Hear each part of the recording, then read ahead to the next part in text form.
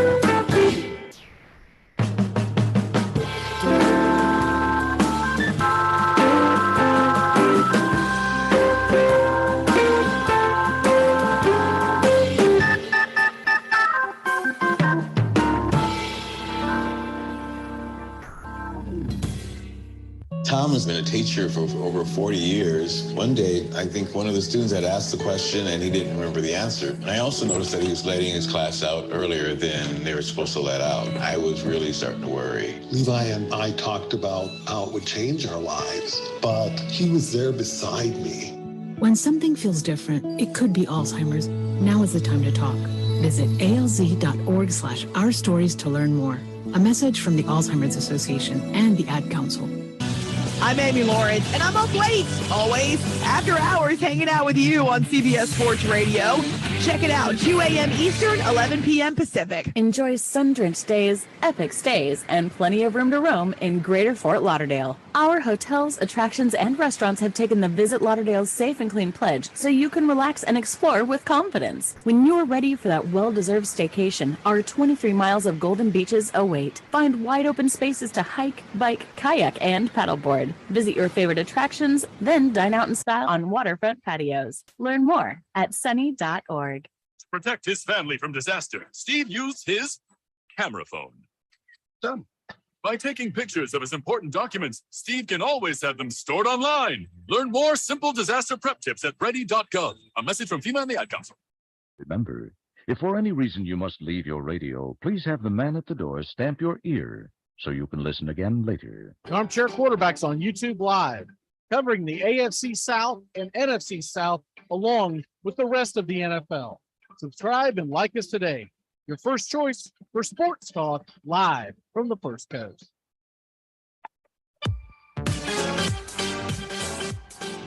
I might audible. If I audible, I'll use Omaha! Omaha! Red Polly! Red Polly! Blue Poncho! Blue Poncho! Dilly! Rambo!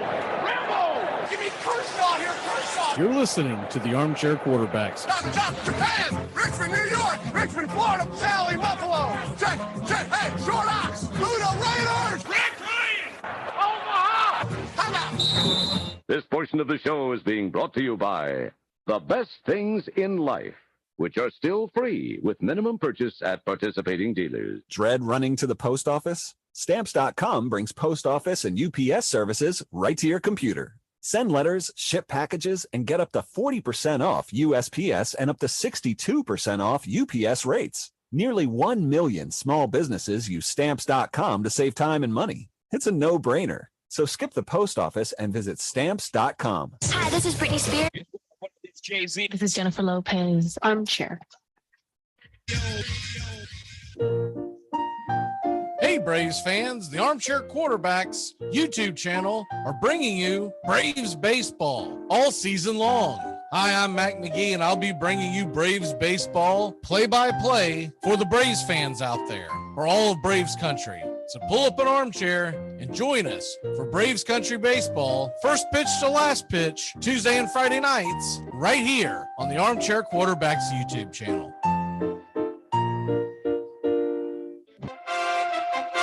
Armchair Quarterback Radio, the gunslingers of sports talk. And here's second-year quarterback Brett Favre out of Southern Mississippi by way of the Atlanta Falcons. They are hopeful he can succeed in the NFL. Here, Brett Favre, you want a challenge? Try this one. So with their best receiver out of the game, from the 35, 19 seconds left. Ball pumps, throws, touchdown! Is there a spark of life in Green Bay? Yes! Danny Marino! Here's Marino, wide open field, throws for a touchdown. It is number 37 on the season, breaks the all-time NFL record. Going deep and open. Touchdown, Mark Duper.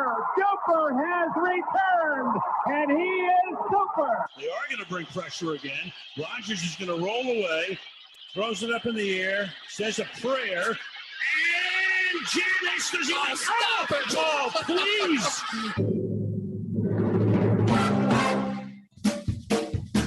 TGIF on the Armchair Quarterbacks. Justin Waller and Mac McGee are back at it 6 p.m. Eastern to 7 p.m. Eastern every Friday evening right here on the Armchair Quarterbacks YouTube channel and your local CBS Sports affiliates. We're talking the NFL, Major League Baseball, and Southern football, so grab you a cold one. It's finally Friday on the Armchair Quarterbacks, 6 p.m. Eastern to 7 p.m. Eastern. Waller and McGee getting you ready for your sports weekend. You're listening to CBS Sports Radio. We are all sports 24 hours a day, 7 days a week. Strong opinions and your phone calls. Expect it here. CBS Sports Radio.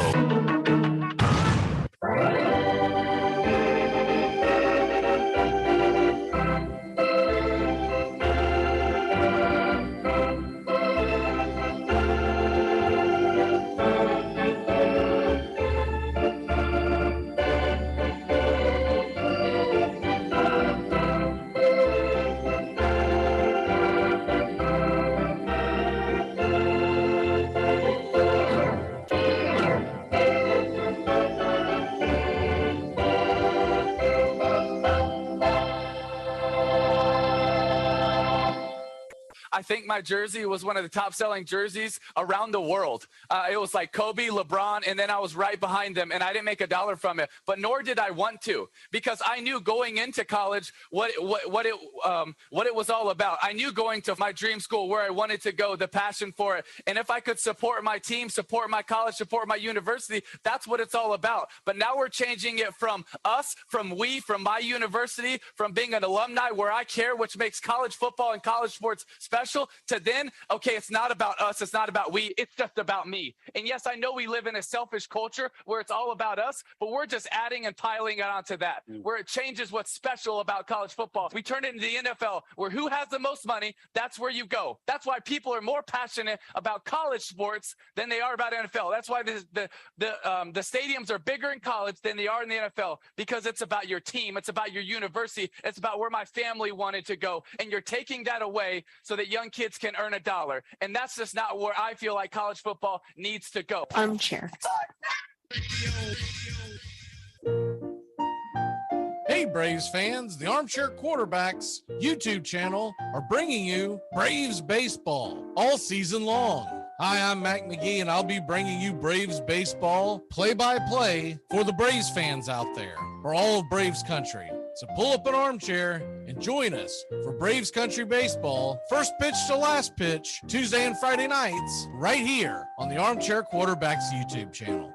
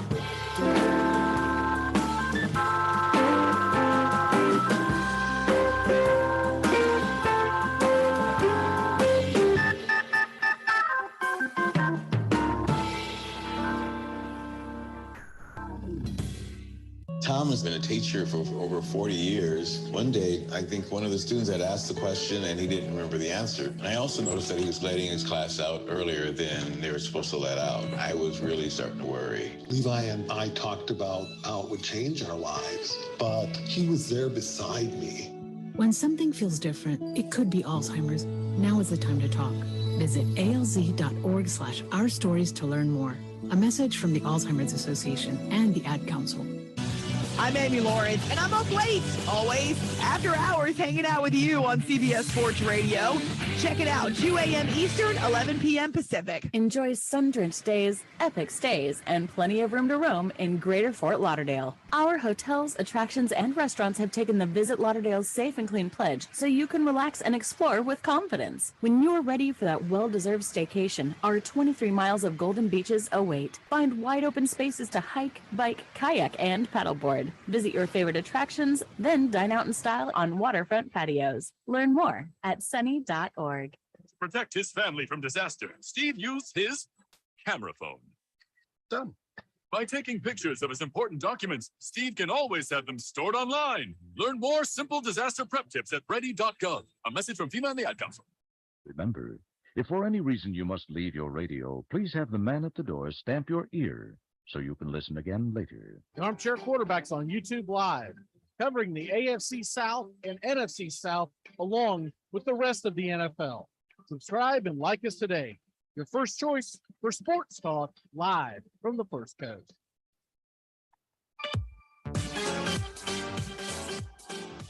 You come at the King, you best not miss. I might audible. How audible I'll use. Omaha! Omaha! Red Polly! Red Polly! Blue Poncho! Blue Poncho! Dilly! Rambo! Rambo! Give me Kershaw here! Kershaw! You're listening to the Armchair Quarterbacks. Stop, Japan! Richmond, New York! Richmond, Florida! Sally, Buffalo! Check! Hey, Short Ox! Ludo Raiders! Red Lion! Omaha! Time out!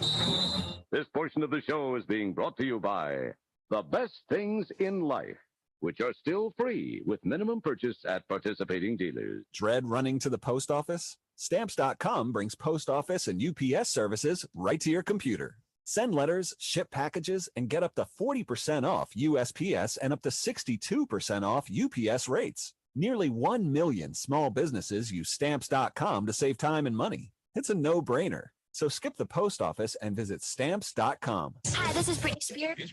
What is Jay-Z? This is Jennifer Lopez. Armchair. Hey, Braves fans, the Armchair Quarterbacks YouTube channel are bringing you Braves baseball all season long.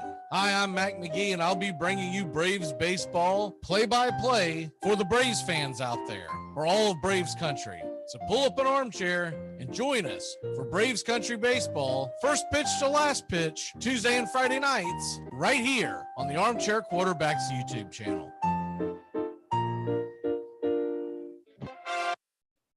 Armchair Quarterback Radio, the gunslingers of sports talk. Here, second-year quarterback Brett Favre out of Southern Mississippi by way of the Atlanta Falcons.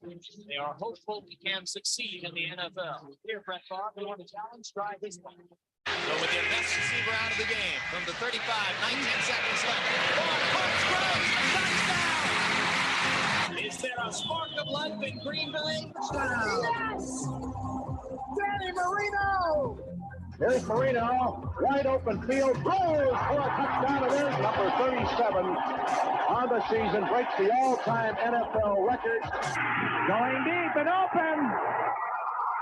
Touchdown, Mark Cooper. Cooper has returned, and he is super. They are going to bring pressure again. Rodgers is going to roll away, throws it up in the air, says a prayer. Janis does not stop it. Oh, please.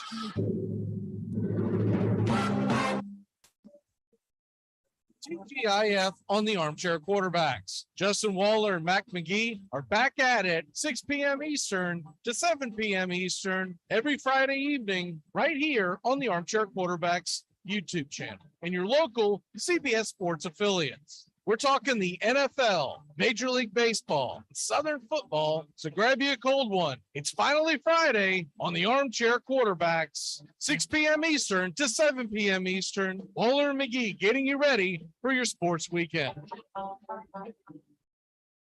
You're listening to CBS Sports Radio. We are all sports 24 hours a day, 7 days a week.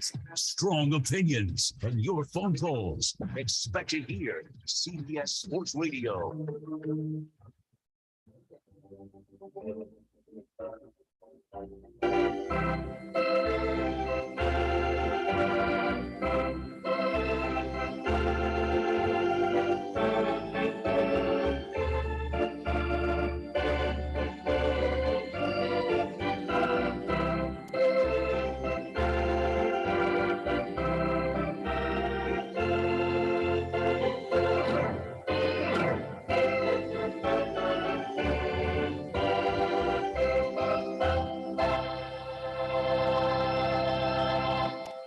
The outlook wasn't brilliant for the Mudville Nine that day. The score stood 4-2 with but one inning more to play. And then when Cooney died at first and Barrows did the same, a pale-like silence fell upon the patrons of the game. A straggling few got up to go in deep despair. The rest clung to hope which springs eternal in the human breast. They thought, if only Casey could but get a whack at that, we'd put up even money now with Casey at the bat. But Flynn proceeded, as did Jimmy Blake. The former was a hoodoo, while the latter was a cake. So upon that stricken multitude, grim melancholy sat, for there seemed but little chance of Casey getting to the bat.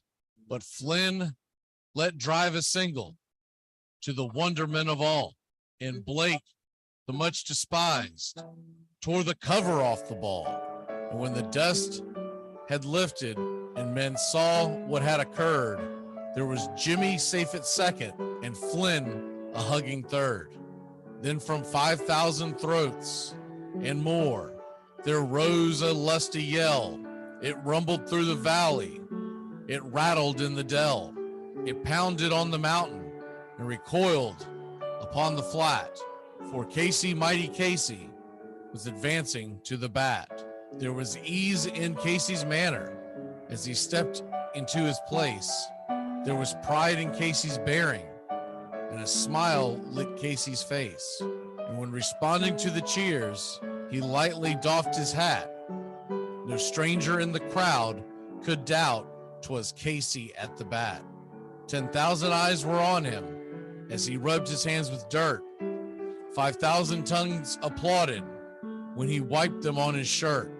Then while the writhing pitcher ground the ball into his hip, defiance flashed in Casey's eyes. A sneer curled Casey's lip. And now the leather-covered sphere came hurtling through the air, and Casey stood a-watching it in haughty grandeur there. Close by the sturdy batsman, the ball unheeded sped. That ain't my style, said Casey. Strike one, the umpire said. From the benches black with people, there went up a muffled roar, like the beating of the storm waves on a stern and distant shore. Kill him! Kill the umpire! Shouted someone on the stand, and it's likely they'd have killed him had not Casey raised his hand. With a smile of Christian charity, great Casey's visage shone. He stilled the rising tumult. He bade the game go on. He signaled to the pitcher, and once the dun sphere flew, but Casey still ignored it, and the umpire said strike two. Fraud, cried the maddened thousands, and echo answered fraud. But one scornful look from Casey, and the audience was awed. They saw his face grow stern, and cold they saw his muscles strain, and they knew that Casey wouldn't let that ball go by again. The sneer is gone from Casey's lip. His teeth are clenched in hate. He pounds with cruel violence his bat upon the plate. And now the pitcher holds the ball. And now he lets it go. And now the air is shattered by the force of Casey's blow. And somewhere in the favored land, the sun is shining bright. The band is playing somewhere, and somewhere hearts are light. And somewhere men are laughing. And somewhere children shout. But there is no joy in Mudville. Mighty Casey has struck out.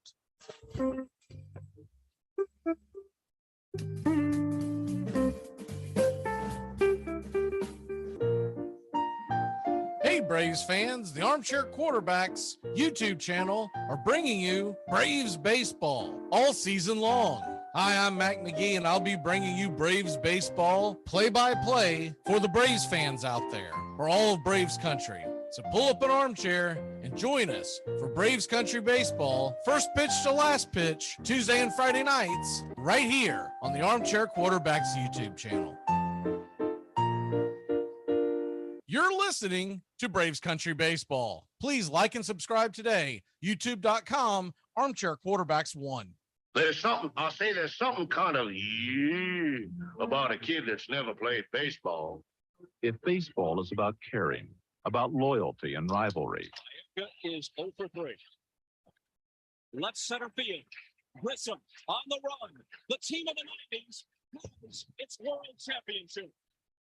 There's a very peaceful thing. It was created and played in pastures and meadows. There's grass, there's outdoors, there's everything that people thought was American and feel about America. You get in a ballpark, and it's the wonder of walking through that dark tunnel and seeing a huge open space where men play the little boy's game.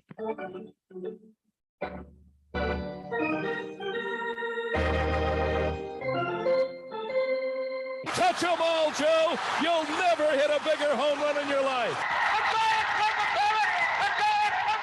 A room in right center. If he hits one there, we can dance in the streets. The 2-1.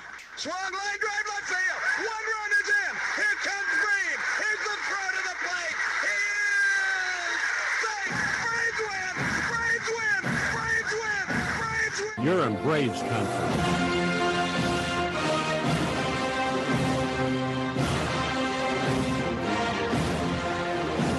We're down to one strike here. Gurriel, the last hope for the Houston Astros.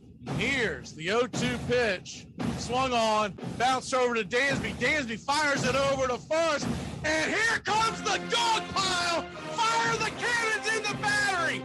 Do the job, baby. All throughout Braves country, pop that top. Your Atlanta Braves have won it all. Woo! Oh, say can you see by the dawn's early light what so proudly we hailed at the twilight's last gleaming, whose broad stripes and bright stars through the perilous fight o'er the ramparts we watched were so gallantly streaming, and the rockets red glare, the bombs bursting in air, gave proof through the night that our flag was still there. Oh, say does that star-spangled banner yet wave o'er the land of the free and the home of the brave? Play ball.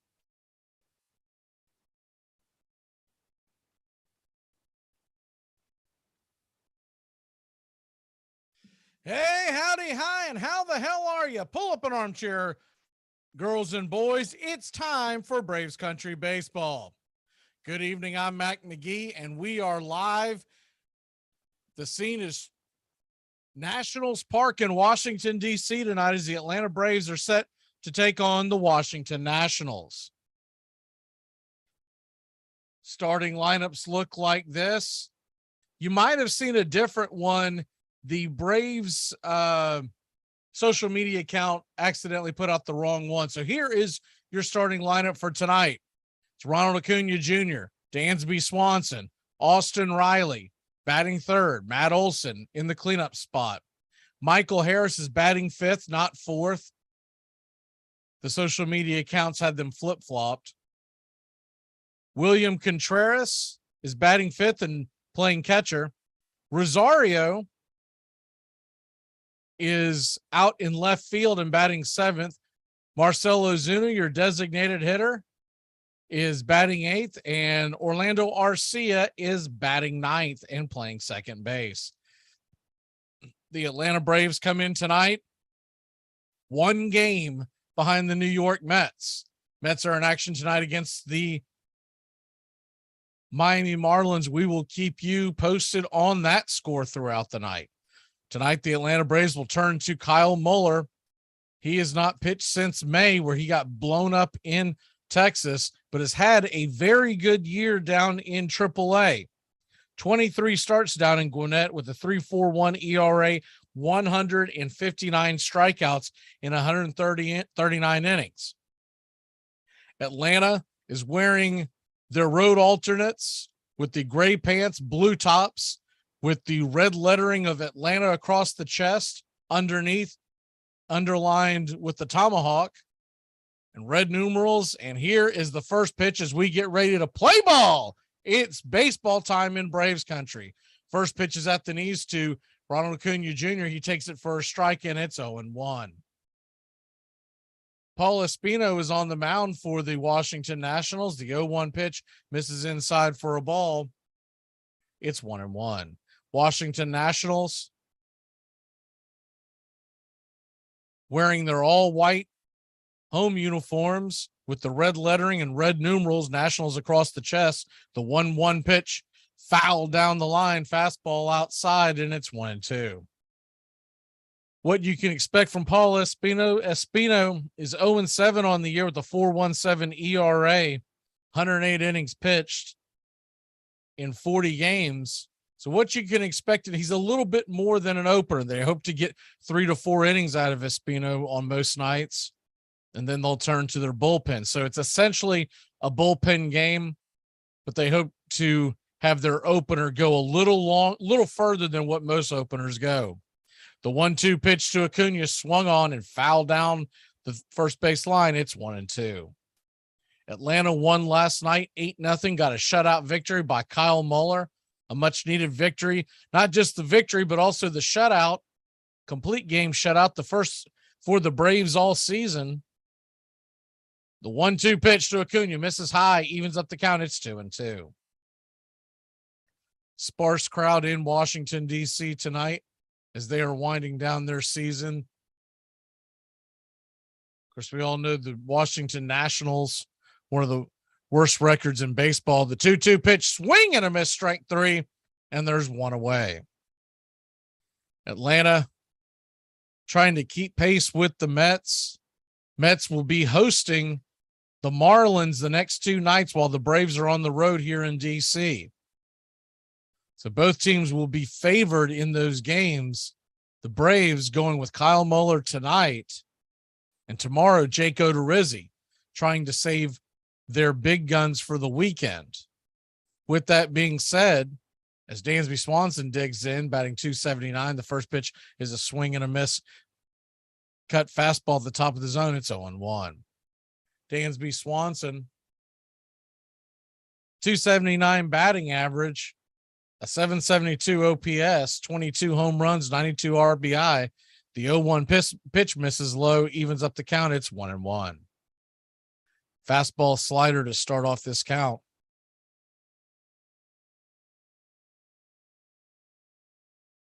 Braves nothing, Nationals nothing. Top of the first inning. Here's the 1-1 pitch, and slider taken about knee high, outer part of the plate. It's 1-2.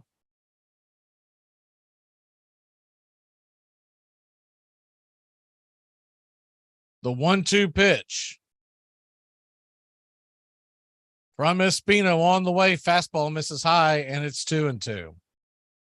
That series this weekend was in question till recently. I think they're going to get it in. It looks like Hurricane Ian is going to cut across the state of Florida and miss Atlanta, but you never know with these storms.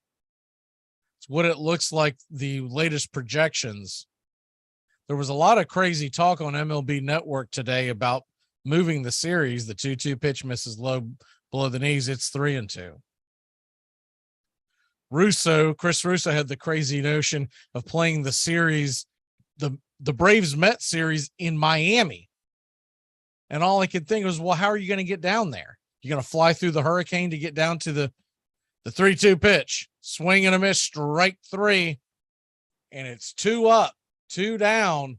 Paul Espino on fire so far, striking out the first 2 Braves hitters. The other notion would be, if you're going to go down to Miami to play a series, why wouldn't you just play the series that the Braves are going to head down to Miami for on Monday, and then postpone the Braves Mets until next Monday, Tuesday, Wednesday? So the whole thing didn't make sense what MLB was putting together. MLB Network, that is, as Austin Riley comes to the plate and takes the first pitch for a ball down below the knees. And it's 1-0. The 1-0 pitch to Riley from Espino down below the knees. Did he go around? They said he did. Strike offered, and it's 1-1. There were all kinds of crazy ideas. They were talking about moving it to a couple of different locations, Texas, Kansas City. The 1-1 pitch inside misses for a ball. It's 2-1. If I'm the Atlanta Braves, I stand pat and I say, I don't care when we play this. We want the game in Atlanta. You don't want to give up the home field advantage. The 2-1 pitch right there at the knees, outer cut, and it's 2-2. Good pitch by Espino. He's looking sharp so far. 16 pitches here in the first inning. The stocky right-hander kicks and deals and swung on and grounded over to third. This should be an easy put out. 5-3 puts Riley down, and that'll end the inning. So 3 up, 3 down for the Braves. Washington will come to the plate in the bottom of the first. One thing I've learned about being on a job site, if you're the one that walks around the fastest, they'll think you're the most productive. Here are some baseball facts you might not have known. A minor league prospect got cut from the Yankees for a very weird reason. Jake Sanford was recently released from the Yankees system for allegedly stealing his teammates' equipment and selling it online. He's also alleged to have promised fans autographed items and never delivering. Sanford was picked in the 3rd round of the 2019 draft by the Yankees as an outfielder. He was given a $600,000 signing bonus, making the alleged theft even more weird. According to anonymous teammates, Sanford would repeatedly hound them for their equipment or would just take it from their locker. A rumor for this behavior is that Sanford may have had gambling debts. I look like a douchebag. I've seen mirrors. I get it. Like, I understand. Like, I feel like before I even picked up the microphone, most of you already didn't like me. And that's okay, because 80s movies have taught you to not trust someone with my hair and bone structure. I get it. I actually recently joined a support group for people who peaked in high school. It's called CrossFit. I started doing, have you heard of it? It's like, all right, here's twice your body weight. You're going to pick it up, set it down, then scream like a wounded Spartan. Okay, what about form? No time for form. Just try to lift with your back. You're listening to Braves Country Baseball. Please like and subscribe today. YouTube.com, Armchair Quarterbacks 1. Hitting alone will not win ball games. I want speed on my team, and I also want every man on the squad to know how to slide. I intend to have my players taught how to run. I don't say we will win any pennants, but I do think that my systematic training will be laying the foundation of a pennant winner. If this is theory, it is blamed good practical theory. Branch Rickey. He was Leonardo in baseball. He did everything. He was artist and scientist and genius of a million kinds. He invented the farm systems. He devised ways of playing the game and of training players that had never before been considered.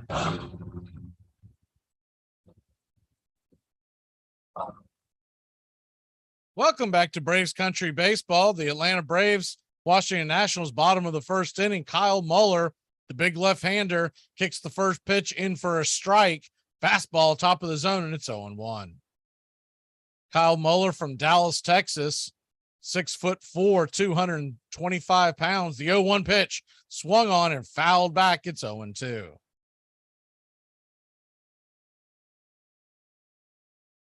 Yeah, I could not understand what in the world Russo was talking about putting the series in Miami. I'm like, that right there's an advantage for the Mets, as the 0-2 pitch is just below the knees, and I mean just below the knees. Nice curveball. It's 1-2. Not only would it not be in Atlanta, but there's a lot of transplants in Miami from New York. The 1-2 pitch. Curveball misses inside. It's 2-2.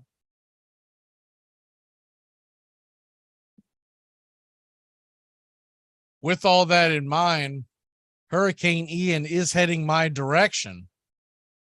As the 2-2 pitch from Mueller on the way, fastball misses wide, 96 miles an hour on the outer edge up top. It's 3-2. So the game plan is to do the game on Friday night, but I have no idea if that will be possible. The 3-2 pitch swung on and hit hard, rifled past a diving Austin Riley. That ball goes into left field, and it's a leadoff single. Lane Thomas, exit velocity 106 miles an hour. An absolute cannon coming off the bat.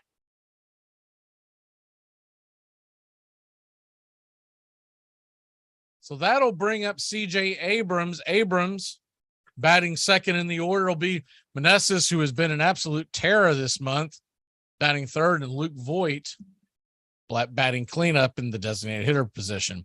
Abrams tries to drop down a bunt, get things going there. He misses and bunts it foul. It's 0-1.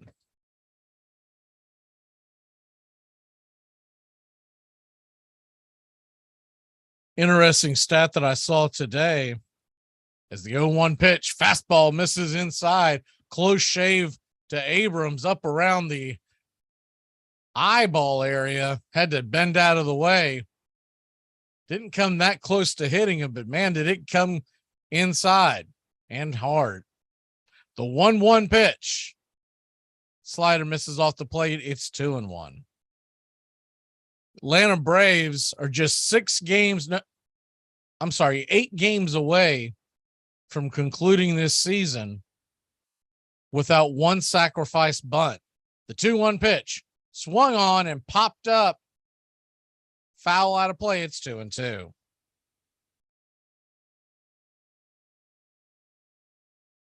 If the Atlanta Braves do not lay down one sacrifice bunt between now and the end of the regular season, they will become the first team in the history of Major League Baseball to do so, or not to do so, however you look at that.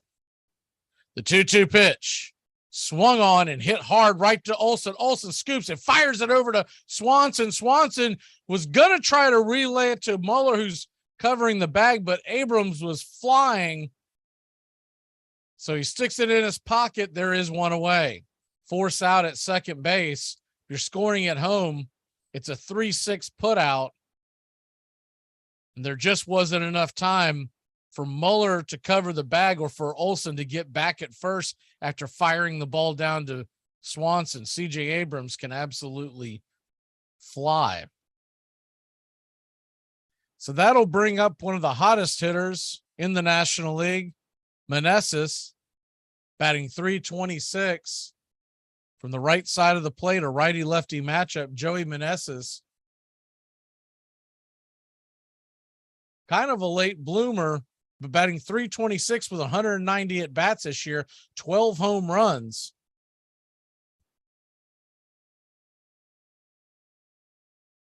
The first pitch on the way, and it's a curveball swung on and banged foul. It's 0-1.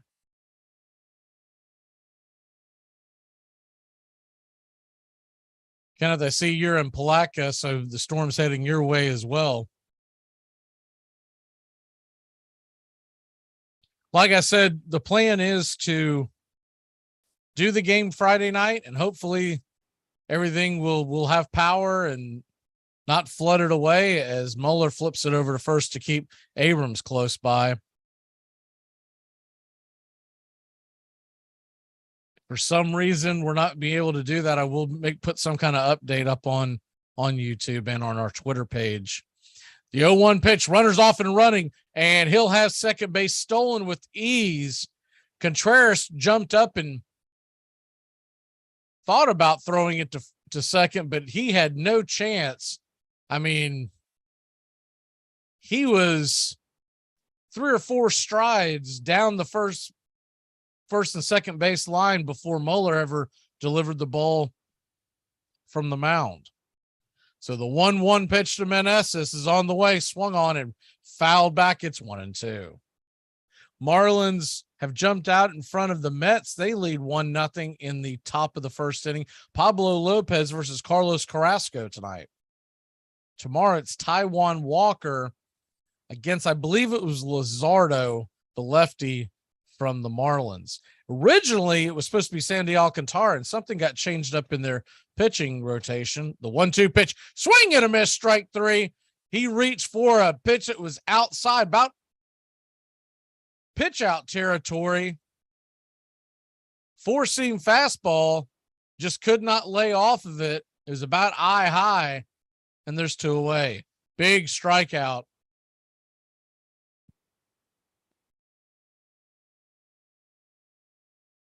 That'll bring Luke Voit to the plate. Luke Voit been struggling a little bit, but he can put a charge into the ball. 21 home runs, the former New York Yankee. Righty-lefty matchup. The first pitch is a swing and a miss. Curveball down below the knees. It's 0-1. Braves bullpen should be rested tonight after a big 9-inning performance by Kyle Muller. Much needed by the Braves. If you missed the game on Sunday, a game that started at 1:00 Eastern, finished at around 7:30 Eastern. The 0-1 pitch, fastball, misses high and inside, and it's 1-1.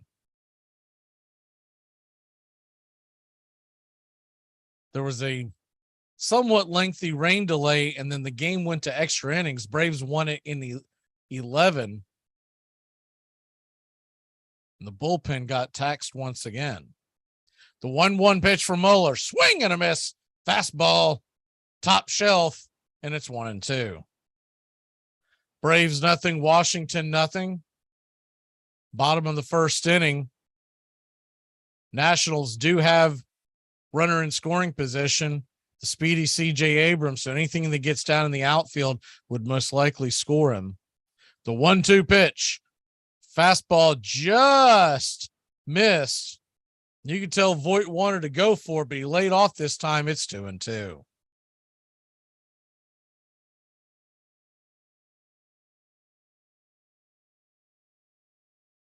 The 2-2 pitch from Kyle Muller on the way. Curveball swung on and hit hard down the left field line. That's going to score a run. Luke Voit's going to round first and head into second. And it's a 2-out double curveball that he tried to sneak in there, but it was about knee high, timed it right, and it's 1-0 Washington.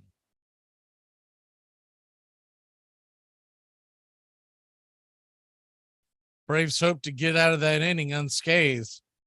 He hung that pitch, and it was scalded down that left field corner. Good job by Rosario getting it back in pretty quickly. The Voigt's not much of a threat to go 3. So that'll bring up Call to the plate. The left fielder, big right-handed hitter, Alex Call, batting .244 and 90 at bats, 4 home runs, a .768 OPS. The 0-1 pitch misses outside. It's 1-1. Alex Call from Burnsville, Minnesota, drafted by the White Sox in 2016 out of Ball State. Kyle Muller looks into Contreras. Contreras kind of leaks inside. Here's the 1-1 pitch. Curveball swung on and grounded over to Riley. That curveball worked, and it'll be a 5-3 put out to end the inning, but not before Washington grabs a 1-0 lead. We'll head to the top of the second. It's 1-0 in the nation's capital. What? No, you were promoting a benefit to clothe homeless people. You can't come out dressed like that. You're all puffed up. You look like the Count of Monte Cristo. They're producing them as we speak. You look like you're gonna swing in on a chandelier. Today, we're going to talk about crazy stats. Mark Lemke played for 11 seasons and had 3,664 career regular season plate appearances. You may be asking yourself, what is crazy about that? In his entire career, he was never hit by a pitch. Lemke also had 257 career postseason plate appearances, and you guessed it, he was never hit by a pitch. It all starts with just one thing. Glass jars can be reused to store food and spices, as a holder for combs and brushes in the bathroom, or as a container for plants and homemade candles, in addition to simply being recycled. Find tips and more at onethingus.com. In 1910, Ty Cobb was locked in a fierce battle with Napoleon Lajoie of the Cleveland Indians for the batting championship of the American League. The hugely popular Lajoie had led the league in batting twice before and was considered the greatest second baseman in the game. The Chalmers Motor Company had offered a new car to the man who won the title. Cobb wanted that car, but he was so detested by those who played against him that when he and Lajoie were neck and neck for the title at the very end of the season, the manager of the St. Louis Browns, just to spite Cobb, ordered his third baseman to play so deep that Lajoie got 6 bunt singles in a row. The manager was found out and fired. Cobb ended up winning the title by a single percentage point. Years later, it was discovered that, in fact, Lajoie should have won. Cobb's average had been inflated by counting one game twice, but both men got cars. It would be the first of 10 cars Cobb would receive over his career. You're listening to Braves Country Baseball. Please like and subscribe today. YouTube.com, Armchair Quarterbacks 1. Welcome back to Braves Country Baseball. The first pitch to Matt Olson misses outside wide for a ball. It's 1-0. Matt Olson hit a towering shot last night, hoping to get him off the schneid. The 2-0 pitch, the 1-0 pitch misses outside, but they're going to call that a strike. Terrible call by Hunter Wendelstedt. Of course, we've dealt with him before. It's 1-1. The 1-1 pitch. Curveball swung on and hit high and deep down the right field line, fading back into the corner, making the catches. Thomas on the run, and there's one away. Ball was hit hard by Olson, but a good defensive play by Thomas stole what would have easily been a double. So that'll bring Michael Harris to the plate. Michael Harris, the second, batting .305, 19 home runs. 1 home run shy of 20 as the first pitch is a called curveball strike on the outer half. It's 0-1. Harris would become the 4th rookie hit the 2020 club. The 1-1 pitch fouls it back against the screen, and it is 0-2.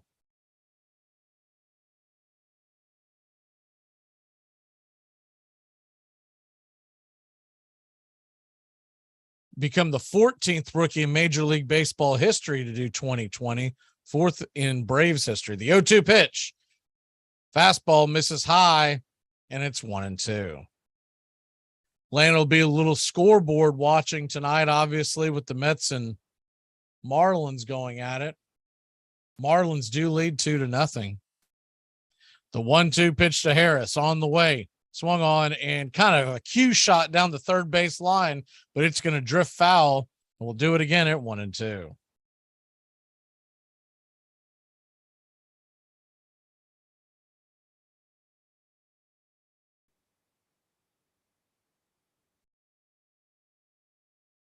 Paul Espino, the pitcher, takes a second to, no, I'm sorry, that's Hernandez that is having to relace his shoes, so they're going to give him a chance there.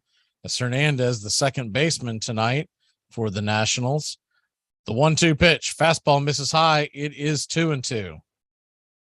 Paul Espino is kind of a journeyman, 35 years old. Right-hander's always been a pretty good pitcher. but more so out of the bullpen or in the opener role like tonight. The 2-2 pitch on the way to Harris, swung on and missed strike 3, chasing the curveball out of the zone. And there's 2 away. That'll bring up William Contreras to the plate. William Contreras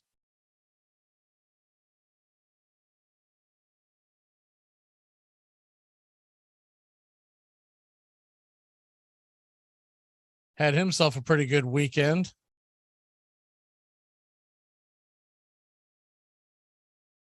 Contreras working behind the plate tonight, giving Travis d'Arnaud the night off.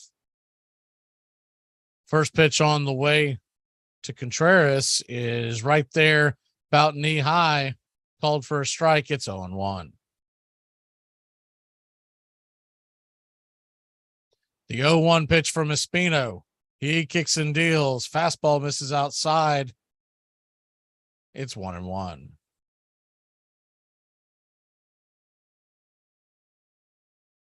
Washington 1, Braves nothing. We're just getting going here. Here's the 1-1 pitch, and it misses wide out of the zone. It's 2-1. Standing on deck is Eddie Rosario.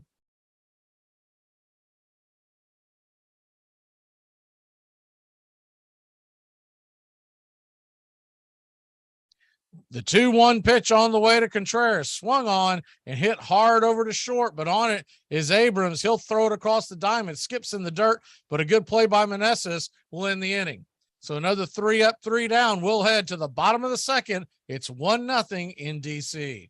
You're listening to Braves Country Baseball. Please like and subscribe today. YouTube.com, Armchair Quarterbacks 1. She left me. She left me, Dad. I'm sorry. After all we've been through. I don't know what. I trusted her. I know, buddy. And she left me. I know. This hurts so bad. I know. And it's like she doesn't even care. Listen, Amy is only. Yeah, Amy. Who are you talking about? My Uber driver. This heifer left talking about I'm taking too long. I said, bitch, I'm on my. Here are some baseball facts you might not have known. The Pirates won a game while getting no hit because of 3 walks and a fielder's choice. It's the first time since 2008 that a team has won without recording a hit. In the late 90s, higher-ups for the Red Sox wanted to replace Fenway Park with a sports megaplex. The new Fenway Park would have been next to the New England Patriots Stadium, but an agreement failed to be reached. Nick Markakis used to hold the record for most consecutive games without committing an error, but Robbie Grossman of the Detroit Tigers played his 401st game in a row without an error, setting the new record. It all starts with just one thing. Get to know your local beekeeper. You can make sure they don't use chemicals in the hive, that they only sell surplus honey, plus locally produced honeys have a smaller carbon footprint. Find tips and more at onethingus.com. What's your one thing? Branch Rickey graduated university, struggled as a catcher for a few years in the major leagues, got a law degree but failed to drum up any clients, gratefully returned to baseball, working for the St. Louis Browns, one of the poorest teams in the majors. He moved up quickly within the organization, scout, club secretary, and in 1913, manager. Rickey was a genius at making do with less. He approached his job scientifically, introducing unusual calisthenics, batting cages, and sliding pits. No ball player can learn to steal bases by practicing sliding into sand pits. I wouldn't ask a veteran to slide into a pit. I don't think much of this theory stuff. Miller Huggins.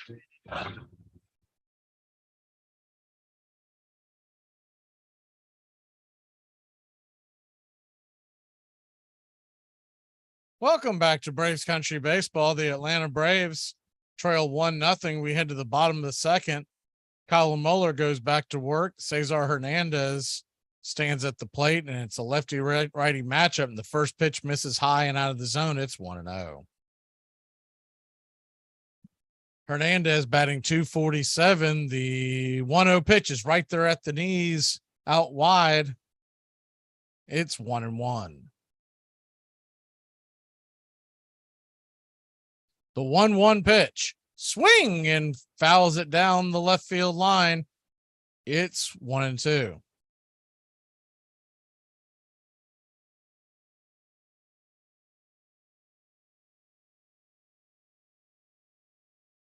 The 1-2 pitch on the way, right there at the knee. How is that not strike 3? Hunter Wendelstedt doing Hunter Wendelstedt things. That ball was on the plate about 2 inches above the knees and an inch or two in the zone. The 2-2 pitch swung on and grounded hard over to Riley. Riley's got it. He'll flip it over to first, and there's one away. Absolute awful call by Wendelstedt. One of the worst balls and strike umpires in Major League Baseball we've come to learn over the year. Still, no excuse to miss a blatant call. It was so bad that Contreras, who was behind the plate, paused. He was about to throw it down to third. It was an obvious strike. The first pitch on the way to Vargas is rifled up the middle, and a backhanded stab making the catch is Arcia. L4 in your scorebook, and there's 2 away. They are hitting Moeller hard, that's for sure. So far, he's only given up the 1 run.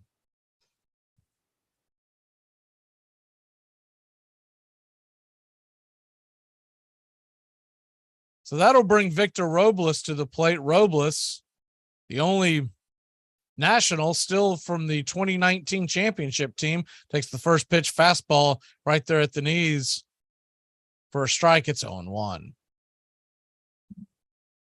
Robles batting .226, swing and hits that ball hard and down the line, and he jacks it out of the stadium.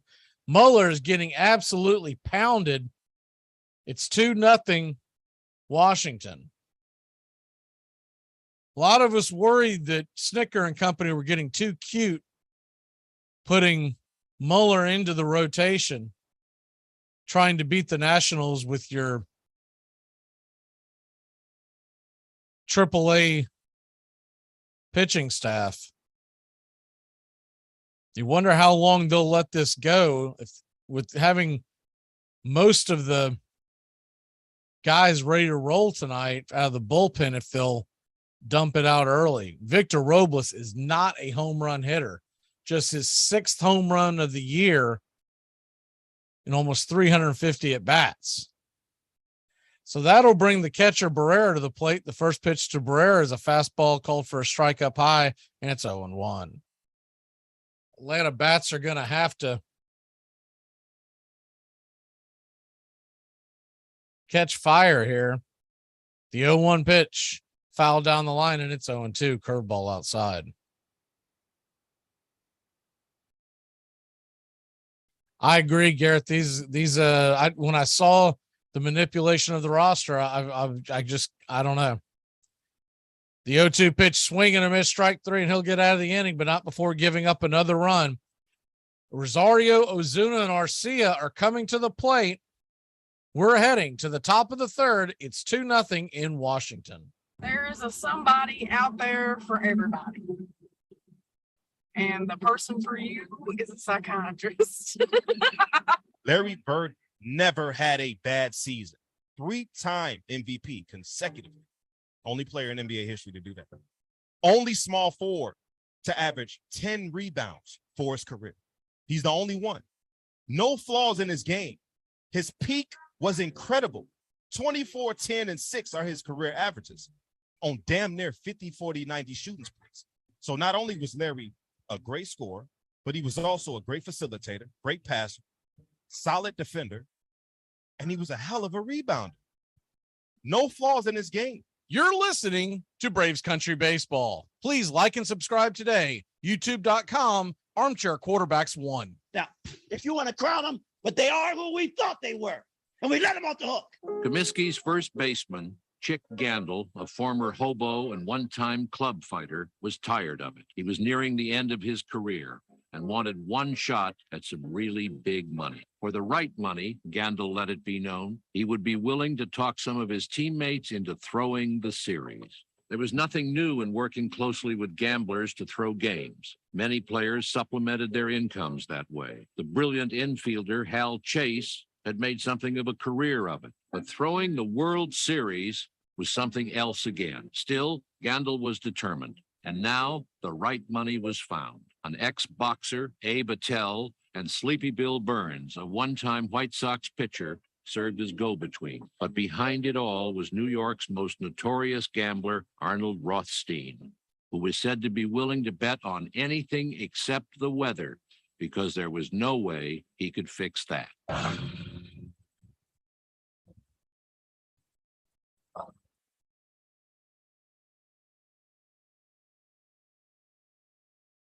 Welcome back to Braves Country Baseball. The Atlanta Braves trail 2-0 as Kyle Muller is getting pounded, and the Braves are going to have to get to work and score some runs to help them out. Maybe the bullpen can come in and salvage this.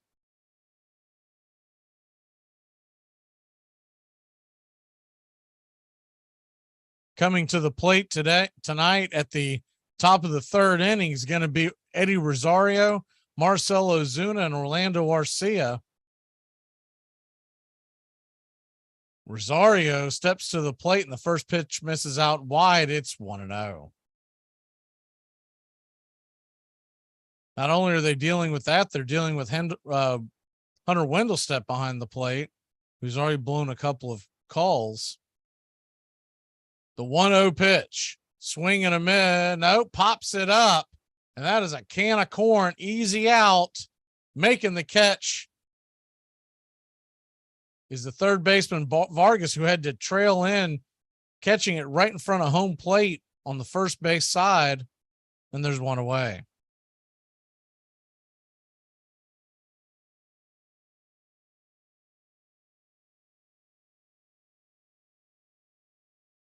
So a quick out, number one.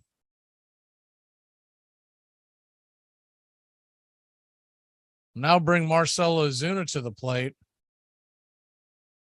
Ozuna, over his last 7 games, has hit .304, 4 doubles, 2 home runs. The first pitch on the way to Marcell is a curveball in the dirt. It's 1-0.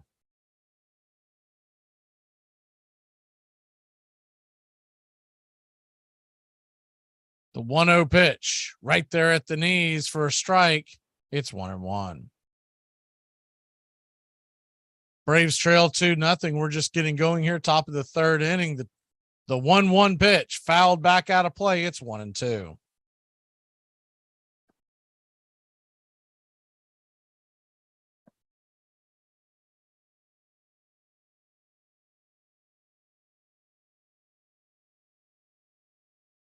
The 1-2 pitch from Espino in the dirt. Marcell does not chase, evens up the count at 2-2. Standing on deck, Orlando Arcia, the number 9 hitter. Arcia hit a mammoth home run last night, so he's getting another start tonight. Braves trying to get some production out of that second base hole, as Grissom has struggled. The 2-2 pitch on the way to Marcell, swing and miss, strike 3. Curveball got him. When he first swung the bat, I thought he might have got it, but it looked like he was just a tad behind it. There's 2 away. Espino typically only goes 3-4 innings. 2 outs here in the third. He's only at 37 pitches. That'll bring Orlando Arcia to the plate. Arcia batting .242 with 8 home runs, 28 RBI. The first pitch to Orlando is right there at the knees for a strike. Slider, it's 0-1. Standing on deck, Ronald Acuna Jr.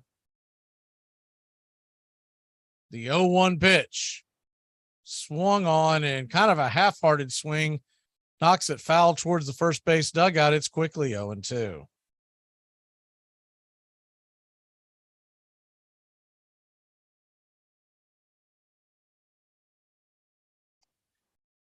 The 0-2 pitch on the way.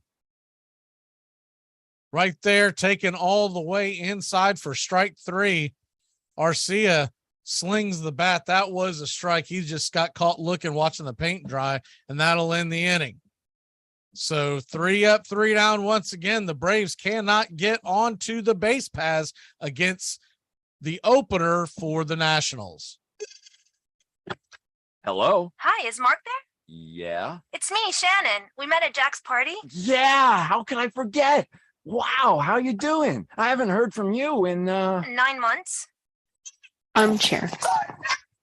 You know what's the worst is when they're telling you a story and you want to listen, but just what they're talking about, you can't even retain it. So I was supposed to go out to lunch with Jennifer. I'm all ready to do that. I show up. She's there with Susan. She knows I hate Susan. Susan's been going to the gym. I mean, at that point, you start thinking about your own life, right? Why did I take Nebraska given 28? What's wrong with me? It's an away game. You're listening to Braves Country Baseball. Please like and subscribe today. YouTube.com, Armchair Quarterbacks 1. Here are some baseball facts you might not have known. The Mets threw a combined no-hitter against the Phillies. Because of 6 walks, it took them 159 pitches. This set the record for the most pitches thrown in a no-hitter.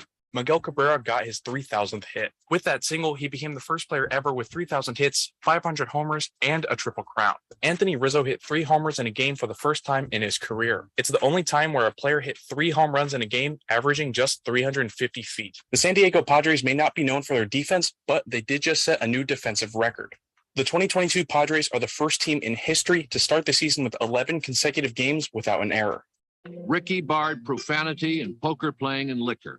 Offered evening lectures on baseball theory called Skull Sessions. Keeping a promise to his mother, managed just 6 days a week, leaving an assistant to take over for him on Sundays. In 1919, the Browns' crosstown rivals, the hapless St. Louis Cardinals, offered him a still bigger job as general manager at double the salary. He would spend the next 23 years with the Cardinals, and in the process... You're listening to Braves Country Baseball. Please like and subscribe. Welcome back to Braves Country Baseball. The first pitch at the knees for a strike to Lane Thomas, and it's 0-1.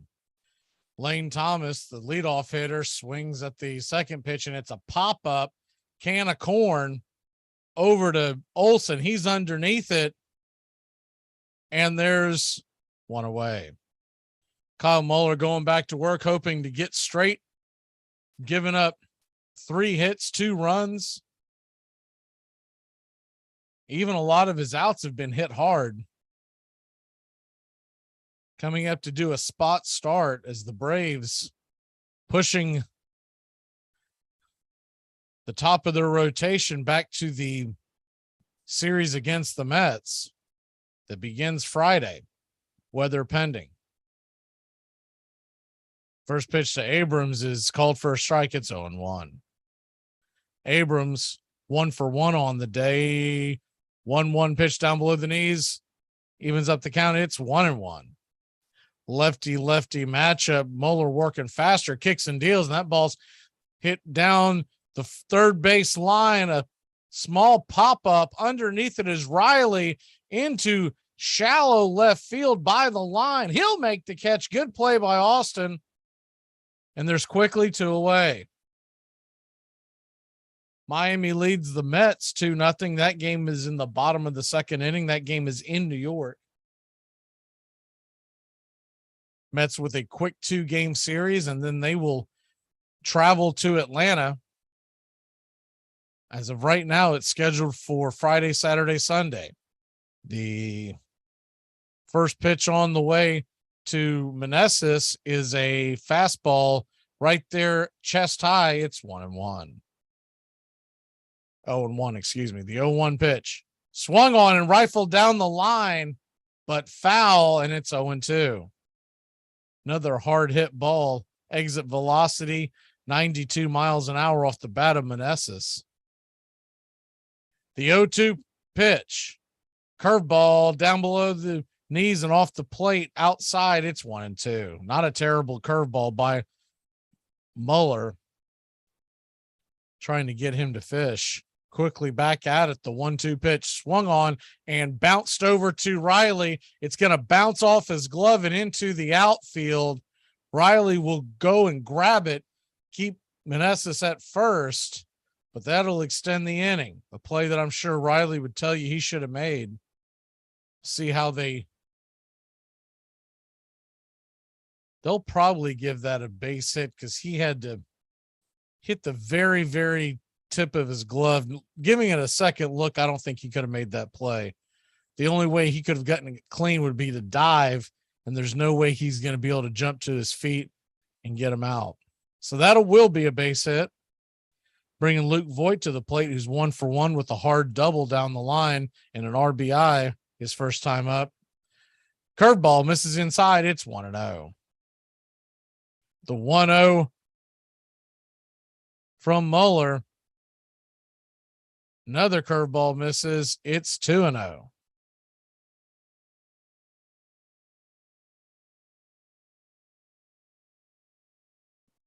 The 2-0 pitch on the way, swung on and fouled down the line.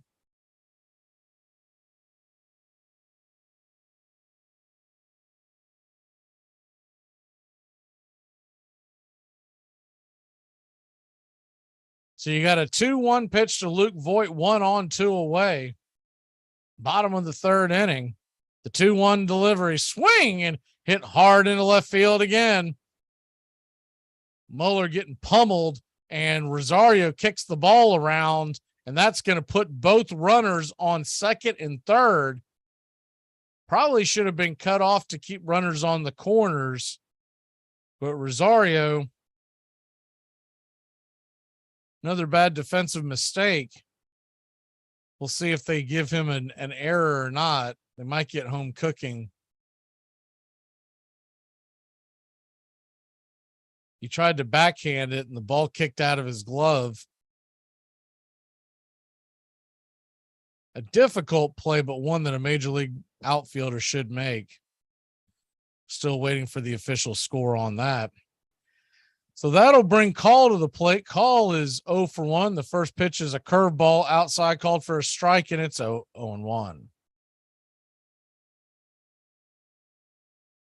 Call batting .242. 761 OPS. The 0-1 called for a wide strike, curveball, and it's 0-2.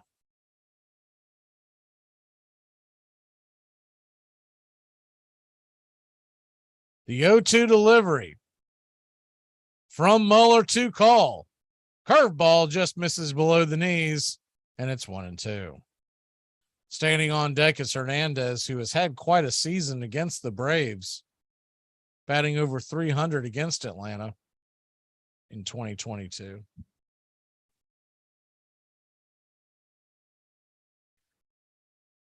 One-two pitch, swing and a miss, strike three. Fastball got right by him, the top of the zone, outer edge, and that'll end the inning. So the Nationals put a couple of more hits on Muller, but fail to score. Will head to the top of the fourth, trailing 2-0. What are you doing? Eating day-old donuts. My friend Terrence, he's the manager. He leaves them out back for me. Why? It's called eating your feelings, ass bag. Mom's gonna walk into the bus till I'm 40, all right? Armchair Quarterback Radio. We cover the world of baseball from start to finish. Baerga is 0-for-3. Left center field. Grissom on the run. The team of the 90s has its world championship. A liner. Oh, now he's gone into center field. The World Series. Brocious fittingly with a throw. The Yankees have done it again. They are the world champions of baseball in 1998. 2-2, bottom of the ninth, game 7 of the World Series. Bases loaded.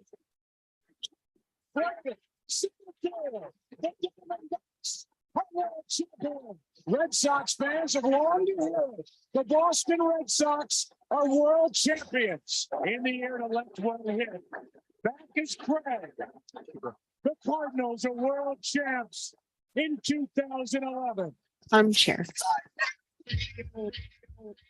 Here are some baseball facts that you might not have known. If you ever want to break into Randy Johnson's house, you might want to think again. When being interviewed about gun violence in 1995, Johnson was quoted as saying, "I don't own a gun, but I keep a bag of baseballs near our bed. If someone breaks in, they better be wearing a batting helmet because I'm going to throw at their head." For over half a century, I've had to live with the fact that I dropped a ball in a World Series. Oh, yes, you're the guy that dropped that fly ball, aren't you? And for years and years, whenever I'd be introduced to somebody, they'd start saying something and then stop, afraid of hurting my feelings. John McGraw felt so bad for his center fielder that he raised Snodgrass's salary $1,000.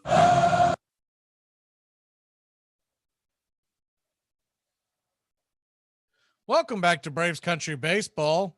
Ronald Acuna Jr. comes to the plate, and the first pitch is swung on, and a weak fly ball to right field will be 1 pitch, 1 out, and the Braves are just giving Espinino gifts. There's one away. Espino is not known to go deep into ball games, but they're not really working the counts. Braves doing their old ambush thing that they've tried to do from time to time that rarely works out. That'll bring Dansby Swanson to the plate. Dansby Swanson 0 for 1 on the night. And the first pitch to Dansby is a fastball right there for a strike, and it's 0-1. Espino's numbers jump considerably his second and third time through the orders. But that's typically because you've seen him quite a bit. The 0-1 pitch swung on, and that ball is hit hard, hammered the slider right into center field, and it's a 1-out single by Dansby Swanson to get us going here in the fourth. Our first hit of the ball game.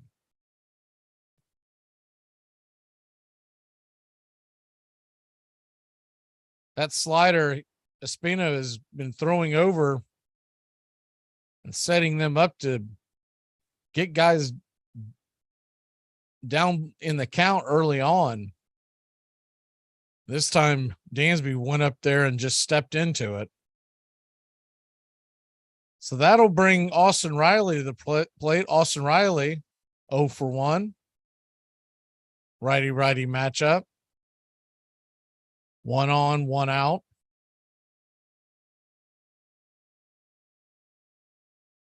The first pitch to Riley swung on and hit hard.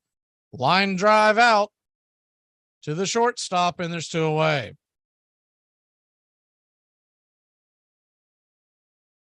Espino has thrown now just 4 pitches in this inning. And that will bring up the left-handed bat of Matt Olson.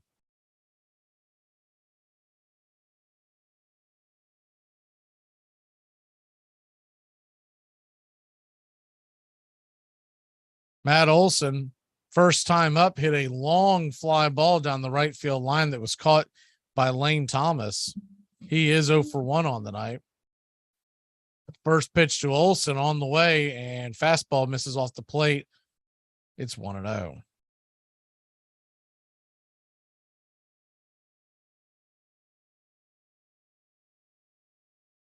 Washington 2, Braves nothing. Top of the fourth inning, still a lot of baseball left. The 1-0 pitch right there outside on the outer part of the strike zone. Changeup called for a strike. It's 1-1. Olson 3 for 8 lifetime against Espino with the home run and 3 RBI. The 1-1 pitch misses for a ball. It's 2-1. Espino has thrown 3 pitches all on the outer part of the strike zone. Only one catching it. So he knows the numbers too. The 2-1 pitch swung on and fouled down the line. It will get out of play. And Olson lived to tell about it. It's 2-2. Matt Olson representing the tying run. Miami now up 4-0 on the Mets. So the Braves really need to take advantage of this opportunity. The 2-2 pitch to Olson from Espino on the way, swung on, and a dribbler back up the line, and they're going to kick the ball around, and Olson's going to be safe at first. Olson, as much as he can, hustle down the line and beat out the play. We know Olson runs strangely for an athlete, very slow, but to his credit, he was hustling the whole way. And the ball came off Espino's glove and ricocheted behind the first baseman, Meneses, who was trying to make the play. So he kicked behind him. And at that point, it was in no man's land. Dansby Swanson takes second on the play. Olson kind of smiling at the dugout. I'm sure they'll give him a hard time about that, but We'll take it. Maybe a little life here. Michael Harris coming to the plate. He's 0 for 1 with the strikeout.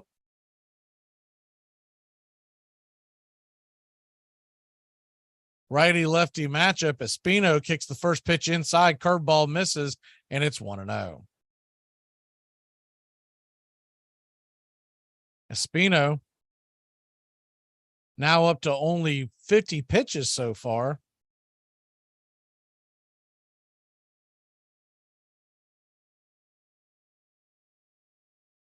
Michael Harris, 393 with runners in scoring positions, 5 doubles.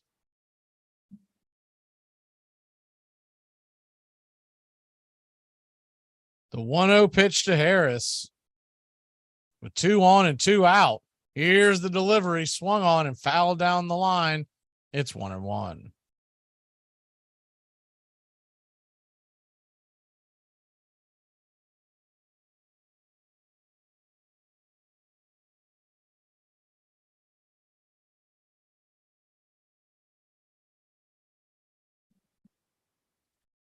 Washington 2, Atlanta nothing. Top of the 4th inning. The 1-1 pitch from Espino on the way. Here's the pitch, swung on and hit hard, foul down the first base line. High chopper, and it's 1-2.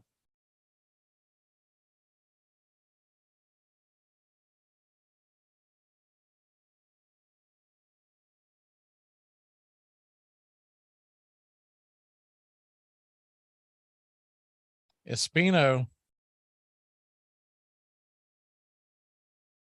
looks in on the 1-2 count to Michael Harris. He kicks and deals, swung on and hit high and hard over the head of the right fielder. That ball gets down. Here comes Thomas. Swanson, he's going to score. Thomas picks up the ball. Olsen comes around to score. Michael Harris, Money Mike, hits a triple to tie the ball game. What a rocket over the head of Lane Thomas. I thought he was going to have a chance to make the play, but as he faded back towards the warning track to try to make the play, that ball just kind of took off. Thomas, on first look, took almost a half step in and realized the ball was hit a lot harder and a lot further. So misplaying the ball equals 2 runs. The Braves tie it up. Let's go, Braves country.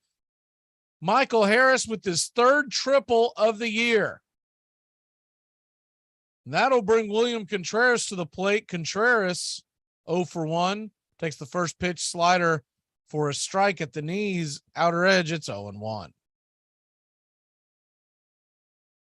Good piece of hitting by Harris. Puts the Braves in a tie ball game after a fortunate infield gaff by the pitcher. The 0-1 pitch, swing and a miss, strike 2. 89 miles an hour, but it blew it right by him. I think Contreras was trying to sit on that slow slider. The 0-2 pitch from Espino. On the way. Curveball inside, misses.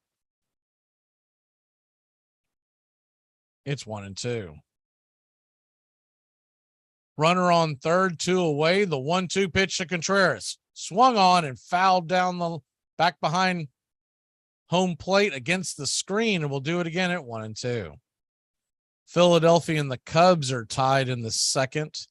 Philadelphia is trying to get into the postseason. They are a game and a half, 2 in the loss column in front of the Milwaukee Brewers for the final spot in the National League wildcard race. The 1-2 pitch. Ooh, good eye and good take by Contreras. Slider that dipped off the side of the plate, and it was all he could do not to break his wrist there. It's 2-2.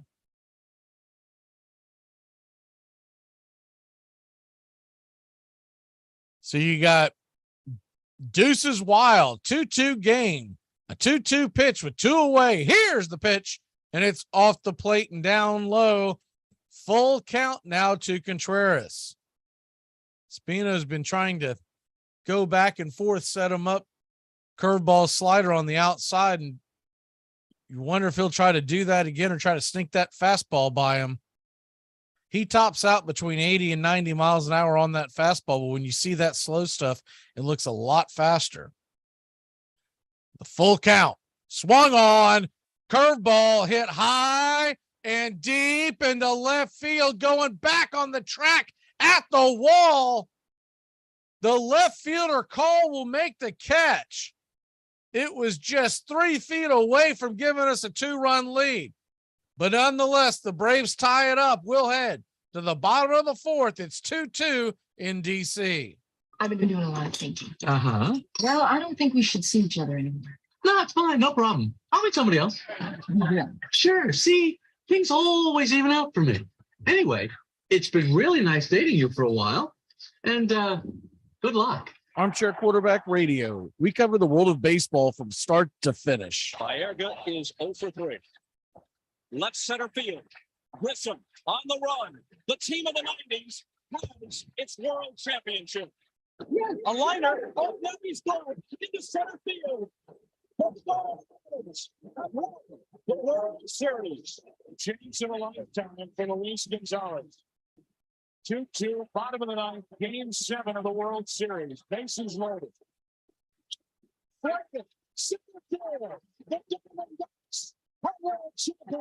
Red Sox fans have long to hear it. The Boston Red Sox are world champions. In the air to left one hit. What a team. What a ride. The Cardinals are world champs in 2011. Armchair. Today, we're going to talk about crazy stats. On June 25th, 1976, in a doubleheader against the White Sox, Toby Harrah became the only shortstop ever to play every single inning of a doubleheader and not get a single ball hit to him. Cobb's ferocity drove his team to the pennant in 1907 and himself to the batting championship of the American League. At 20 years and 10 months, Ty Cobb was the youngest man ever to win a big league batting title. He would win 7 more in a row, 12 in 13 years. He was, one writer said, a cyclone, a tornado, a typhoon, all rolled into one.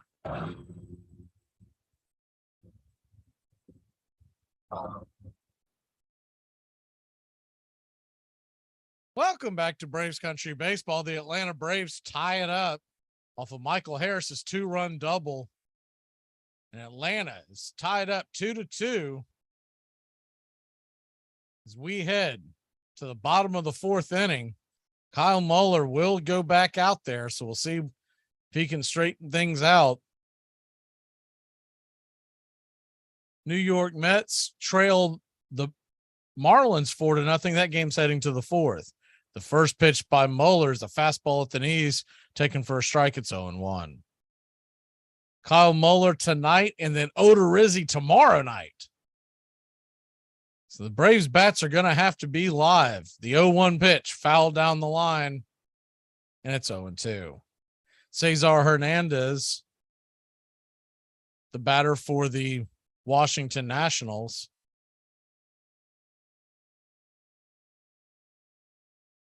The 0-2 delivery on the way and in the dirt, bounces away,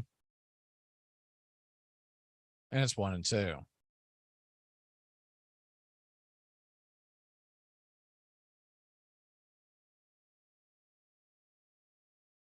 Here's the 1-2 pitch on the way, swung on and fouled down the line. We'll do it again at 1-2.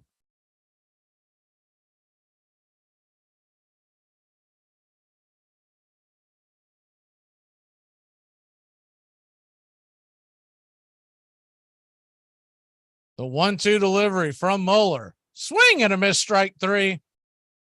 Cut fastball in the outer part of the zone. Got him. And there's one away.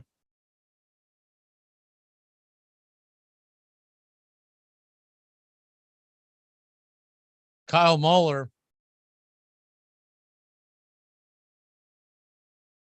now with 3 strikeouts on the night, has given up 5 hits and 2 earned runs.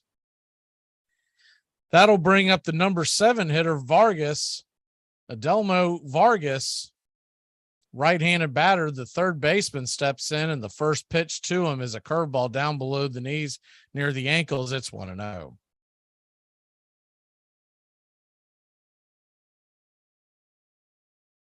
Braves 2, Nationals 2, bottom of the 4th inning, game 2 of a 3-game set. The 1-0 pitch, fastball misses high. It's 2-0. Good news for Braves fans. Game 3 is tomorrow night, not a day game, which the Braves have done miserably in. The 2-0 pitch from Muller to Vargas, who's 0 for 1 on the evening. Here's the delivery, swung on, and that ball's roasted into center field. Michael Harris is in front of it, gets the ball back in quickly. Vargas takes a wide turn, kind of a greedy turn. He had to slam on the brakes and hustle back. Not sure what he was thinking. Harris was on that pretty quickly. That'll bring the number 8 hitter, Victor Robles, to the plate, who hit a solo shot his last time up. Robles 1 for 1, batting .228 on the year, 598 OPS. The first pitch is called for a strike inside, and it's 1-0.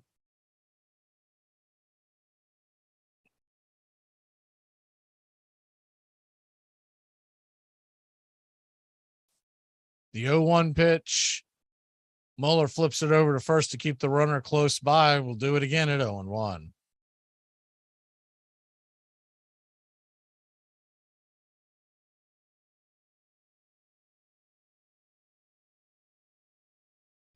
The 0-1 off the plate, wide, and it's 1-1.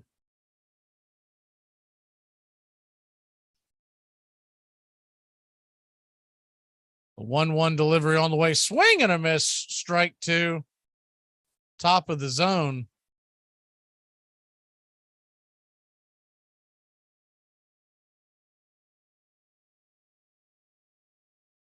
So you got a 1-2 count, runner on first, who is leading off and has Muller's attention.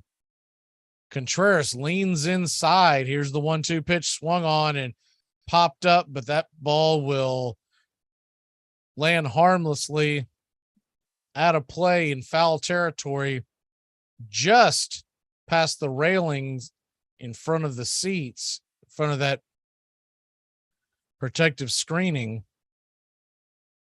in front of what little crowd is here in DC. The 1-2 pitch, curveball misses outside. It's 2-2. Definitely could have got a ticket to this game, if not for free, for very cheap. If I was to guess, we'll see what it is at the end of the night, but the 2-2 pitch swung on, popped up, can of corn, easily playable. Olson underneath it. Arcia calls him off and dances, makes the catch. Way too eventful, but he does make the play, and there's 2 away.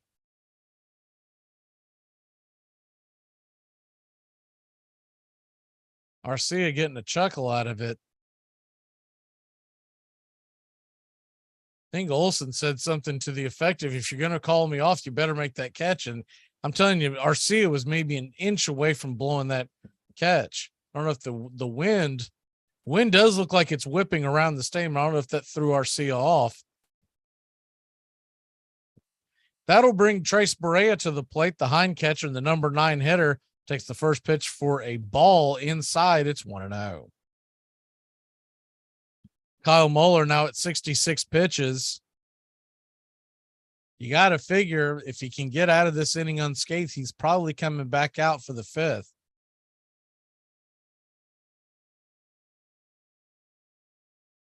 But that would be the 3rd time through the order. The 1-0 pitch, curveball right there for a strikeout or edge, and it's 1-1. Barea, 195 hitter with just a .453 OPS. Top of the order on deck. The 1-1 pitch swung on, popped up. Will it stay in play? Matt Olson makes the catch, and the Platinum Glover puts it away. That'll end the inning. Braves will grab the bats and go back to work in a tie ball game in Washington.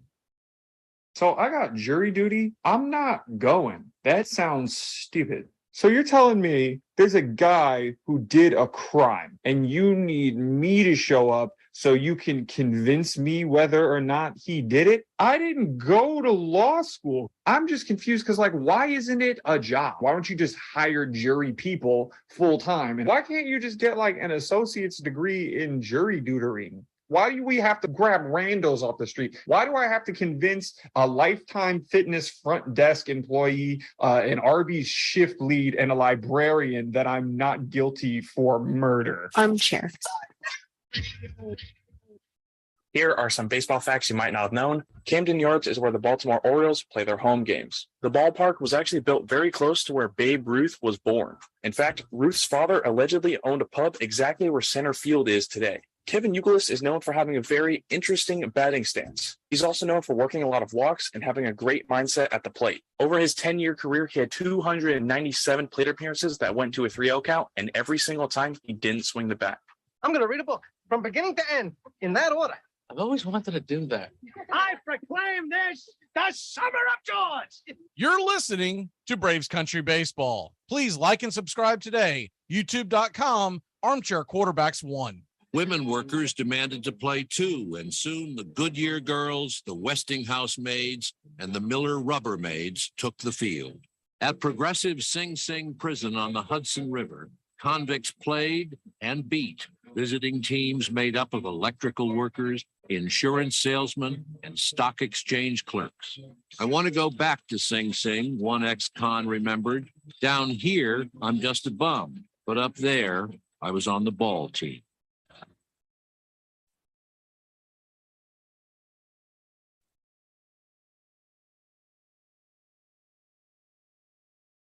Welcome back to Braves Country Baseball. The Atlanta Braves, Washington Nationals, game 2 of a 3-game series. Braves trying to win the series tonight and then hopefully go for the sweep tomorrow.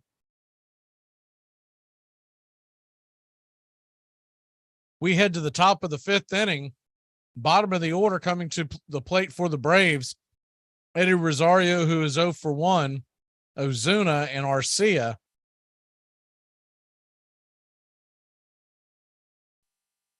Braves 2 runs, 3 hits, no errors.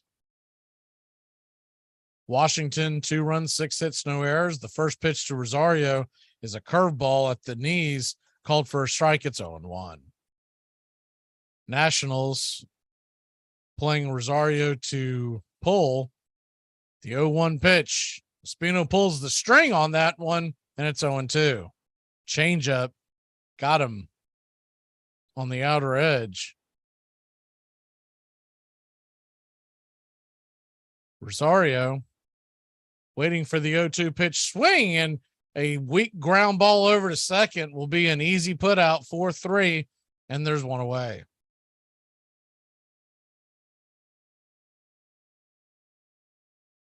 Wonder what that lineup's going to look like going into that Met series, which for all intents and purposes would be getting us ready for what the lineup would look like in October. Braves getting very little production out of that left field position and second base position of late. First pitch to Ozuna is off the plate wide. It's 1-0.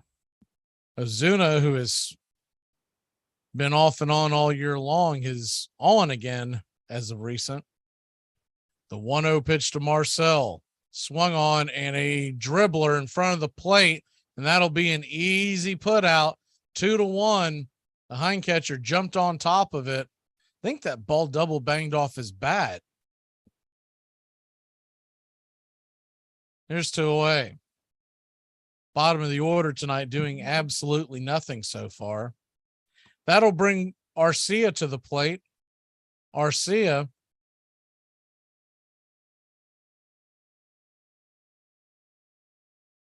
digs in, righty-righty matchup. And the first pitch to Arcia is inside for a ball. It's 1-0.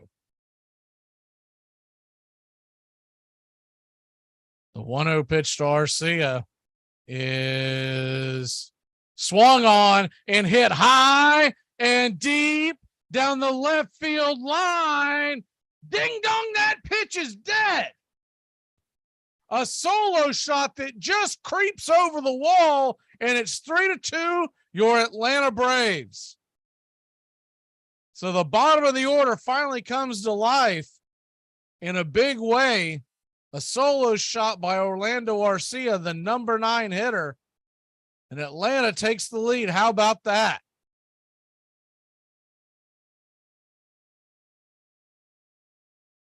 Looked like it was the slider, one of those slow sliders. It's almost a curveball that he throws on that slider. The first pitch to Acuna, another slider about belt high, taken for a strike. It's 0-1. They call it a slider, but it's like 75 miles an hour. So it's really a very slow slider. The 0-1 pitch down below the knees. It's 1-1. When he throws his curveball, it's almost 6-7 miles an hour slower than that.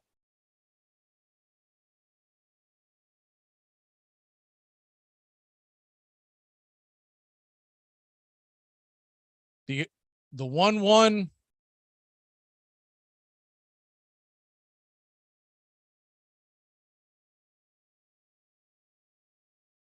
to Ronald Acuna Jr., who digs in 0 for 2 on the night. Here's the pitch. Swung on, and that ball's rifled. And I mean, an absolute shotgun blast over the left field wall. A solo shot makes it 4-2, Hot Atlanta.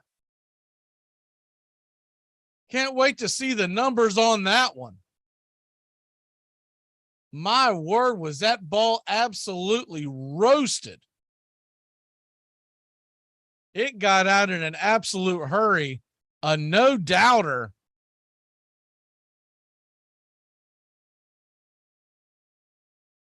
Atlanta leads at 4-2 after trailing 2-0.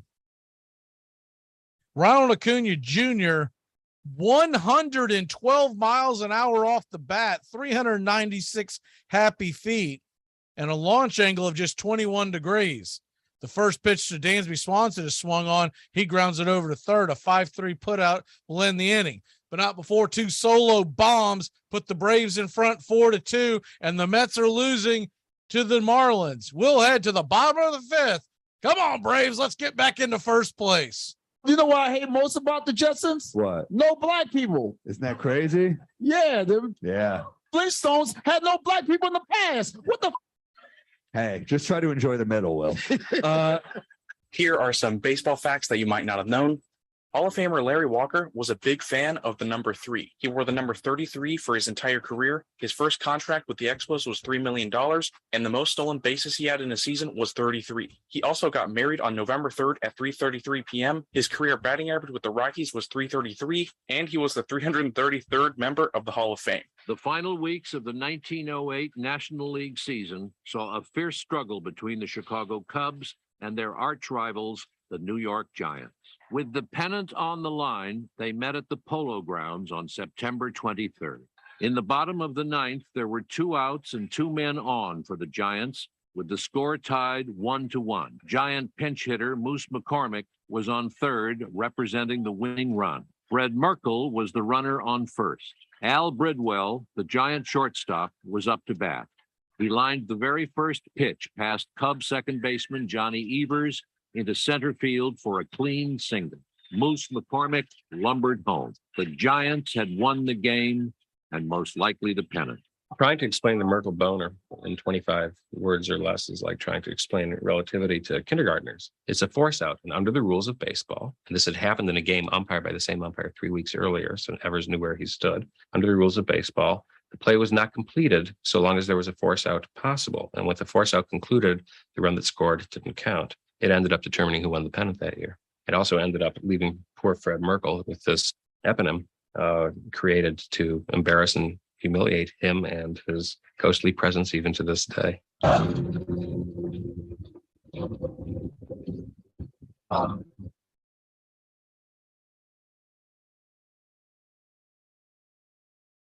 Welcome back here to Braves Country Baseball. The Braves lead at 4-2. Kyle Muller goes back to work, and the first pitch is a called strike to Lane Thomas at the knees. It's 0-1. The 0-1 pitch from Muller is another pitch at the knees, called for a strike. Curveball changeup to get it going at 0-2. The 0-2 pitch swung on and fouled back. We'll do it again at 0-2. Kyle Muller working quickly. The fastball misses high and wide. It's 1-2.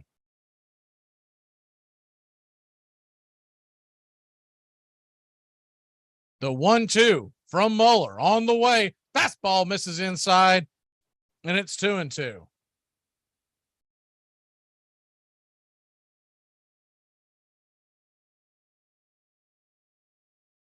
Braves 4, Washington 2. The 2-2 pitch on the way, swung on and rifled over deep into short. Dansby Swanson fires it across the diamond, and Thomas, the leadoff hitter, is going to beat it out by about a half step, an absolute photo finish at that. There's one on, nobody out to start the fifth. Ball is hit deep into the hole, and that was a photo finish. Take a look at it one more time.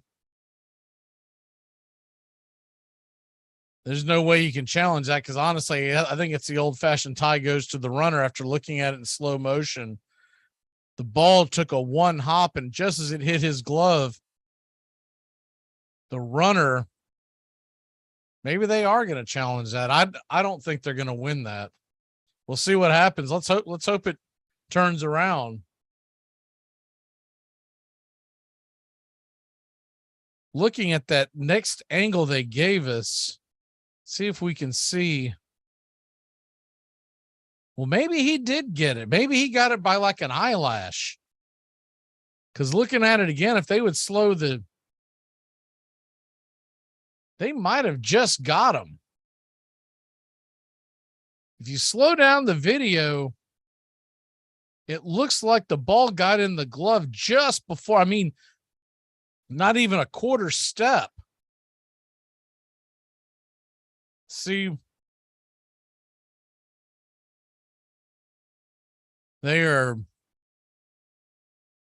chief is making the announcement. He's going to call him out. So how about that? I did not think there was any way that was going to get overturned. Those never get overturned when it's that close.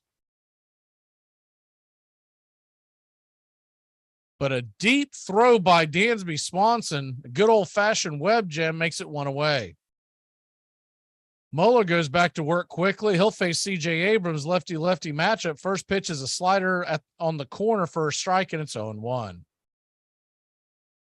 The 0-1 pitch. A slider misses wide, same area. It's 1-1.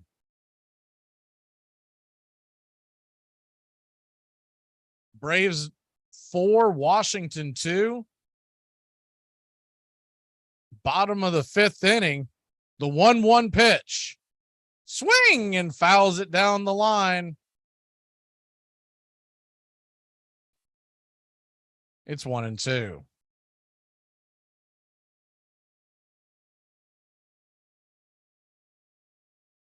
The 1-2 delivery from Muller. The big lefty kicks and deals. Swung on and grounded up the middle. Swanson's got it. Fires it over to first. And it's a bang-bang play. And he gets Abrams. Abrams can't believe it. He thought that he was absolutely going to beat that out. Abrams flying down the line.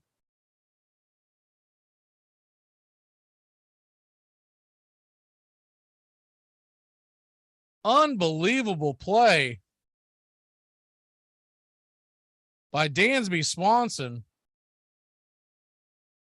And there's two away. Dansby Swanson doing it all this inning.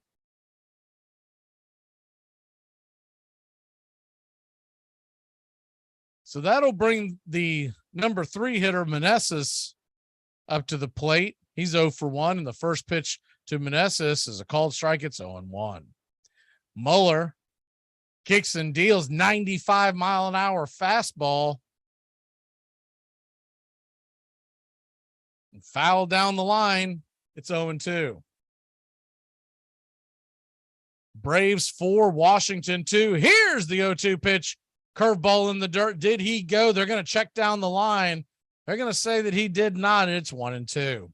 First base umpire Chad Whitner saying his bat did not break the plane. Tom Hallion is your second base umpire. Adam Amari at third, and Hunter Wendelstadt behind the plate.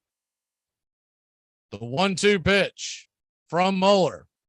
On the way, he kicks and deals, and in the dirt, changeup, 88 miles an hour, skips across the plate. No runner on, so it doesn't really matter, but still a good stop by Contreras. That ball ricocheted off the plate. Colin McHugh, the right-hander, is warming up in the Braves bullpen. Here's the 2-2 pitch, and slider misses high. It's 3-2. Standing on deck is Luke Voigt. Kyle Muller's kind of been all over the place tonight, but has a 4-2 lead. The 3-2 to Meneses is swung on and popped up, but out of play. We'll do it again at 3-2. Braves 4, Washington 2. Braves Country Baseball every Tuesday and Friday night. Appreciate you stopping by Atlanta. Getting ready for the Mets. The 3-2 pitch swung on and fouled into the third base dugout towards the camera well. We'll do it again at 3-2.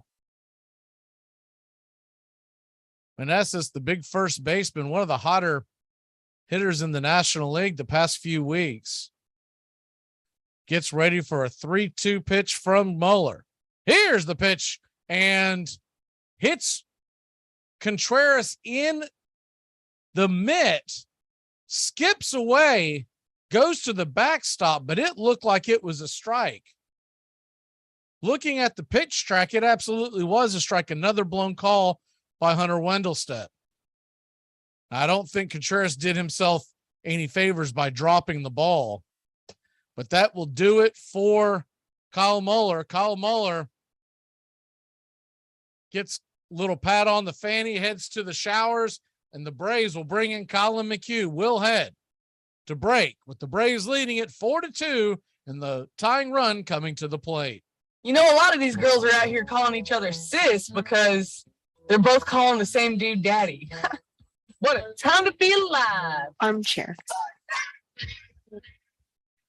This portion of the show is being brought to you by Ed's Almost Good Beer. Remember, Ed's Almost Good Beer was brewed in God's country when God wasn't looking. Here are some baseball facts that you might not have known. How did Mariano Rivera accidentally save the life of one of his teammates? In the 2001 World Series, the Yankees had a 1-run lead against the Diamondbacks in the bottom of the ninth. But in Mariano's second inning of relief, he gave up an RBI double to Tony Womack and a walk-off single to Luis Gonzalez. The planned victory parade in New York was canceled, which meant a change of plans for infielder Enrique Wilson. He was scheduled to leave for his home country of the Dominican Republic 8 days after the World Series, but because the Yankees lost, he moved up his flight a few days. His original plane was American Airlines Flight 587, which ended up crashing and causing the deaths of 265 people. The next year, Rivera talked to Wilson in spring training and told him, "I am glad we lost the World Series because it means that I still have a friend." Thirsty Thursdays, it's the Armchair Quarterback Show. Joey Antones Ariola, Mac McGee, and the rest of the guys dropping by, talking baseball, football, and everything in between. Catch the Armchair Quarterbacks on Thirsty Thursdays, 6:30 Eastern, 5:30 Central. You're listening to Braves Country Baseball. Please like and subscribe today. YouTube.com, Armchair Quarterbacks 1. My mother always said that she loved to go to church, but not to hear the preacher. She could read her Bible at home, but she could only be in church. And baseball has some of that same sense of peace that has nothing to do with ideology, but simply with ritual, familiarity, small truths, sort of lessons of the day that we're familiar with before, but may get a little more light on them that day.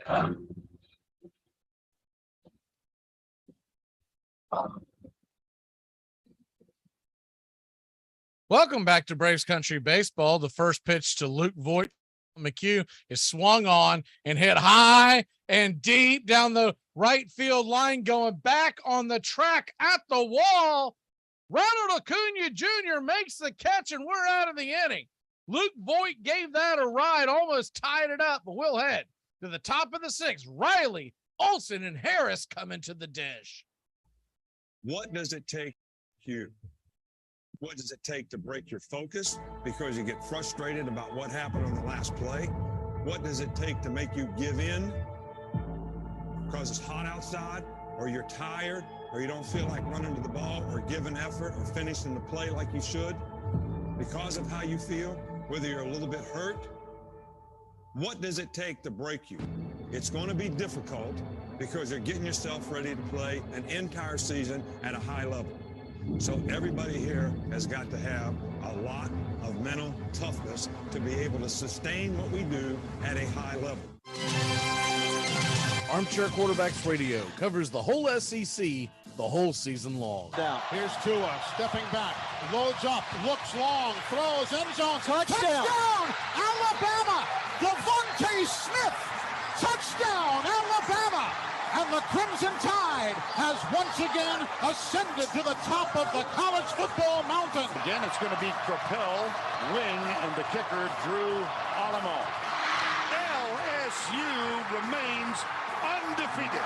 Passes away, penalty flag down. Lamar Thomas has got it. Lamar Thomas is on his way down the sideline. George Teague is after him and runs him down. Takes the ball away from him. Teague's got the ball. Well, congratulations to the LSU Tigers, the 2008 BCS national champion. Armchair.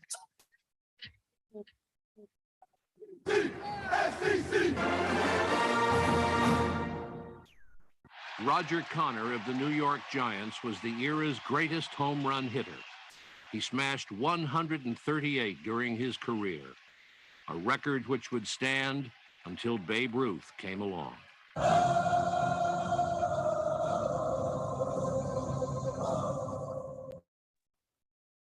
Welcome back here to Braves Country Baseball. I'm Mac McGee, bringing you the action every Tuesday and Friday night, along with pop-up broadcasts. Hurricane Ian's bearing down on us here, and if we can bring you the broadcast on Friday, if we have electricity, I will be here. Also planning to do the Sunday broadcast, assuming that it is of consequence, the Sunday night game of the week. But we got to get to that point. Jordan Weems comes into the game. The Braves faced him last week. Jordan Weems, he's got electric stuff, but tends to struggle in the strike zone. A 7.3 ERA. The big right-hander will face Austin Riley, the number 3 hitter, Matt Olson, and Michael Harris. First pitch on the way to Riley is swung on and popped up. It's a weak, shallow fly to right field. Underneath it is Lane Thomas, and he'll put it away. F9 in your scorebook. Braves 4, Nationals 2. Atlanta leading in this game. Miami has now coughed up 3 runs. They are clinging to a 4-3 game in New York. Pablo Lopez and Cookie Carrasco was the pitching matchup tonight in Queens. That'll bring Matt Olson to the plate. Matt Olson, 1 for 2 on the night, and the first pitch is a fastball taken for a strike down the middle. It's 0-1. Washington Nationals are playing Olson to pull the ball on the infield, straight away in the outfield. The 0-1 pitch right there on the outer edge. It's 0-2. If you're just joining us, Ronald Acuna Jr., Orlando Arcia, both with home runs. Michael Harris with the 2-run triple. The Braves down 2-0, now lead it 4-2. The 0-2 pitch swung on and hit high and deep into center field, but dying just before the warning track. Underneath it is Robles, and there's 2 away. hit it to practically the deepest part of the ballpark, and it just kind of died out there. Looked like he might have gotten a hold of that. Tend to see that if you don't hit the ball on the screws when it heads to center field, it doesn't have much of a chance of getting out. So that'll bring Michael Harris to the plate, 1 for 2 with a triple and 2 RBI. The first pitch to Michael is a swing and a miss, 97-mile-an-hour fastball, top shelf, and it's 0-1. Michael Harris, a home run away from the 2020 club, an elite club for a rookie MLB player, just 13 currently in that club. The 0-1 pitch misses inside. It's 1-1. Fastball to start off the at bat for Harris. The 1-1 pitch down below the knees. Looked like the changeup missed inside, and it's 2-1. Standing on deck is William Contreras. The 2-1 pitch to Harris. They set up outside, swing, and fouls it down the line. 97-mile-an-hour fastball evens up the count at 2-2. Closing the book on Kyle Muller. Went 4 2/3, gave up 2 runs, 6 hits, 4 strikeouts, and a walk. Gave up a solo shot to Victor Robles. All in all, did the job the Braves needed him to do. The 2-2 pitch misses high and out of the zone. It's 3-2. So a full count.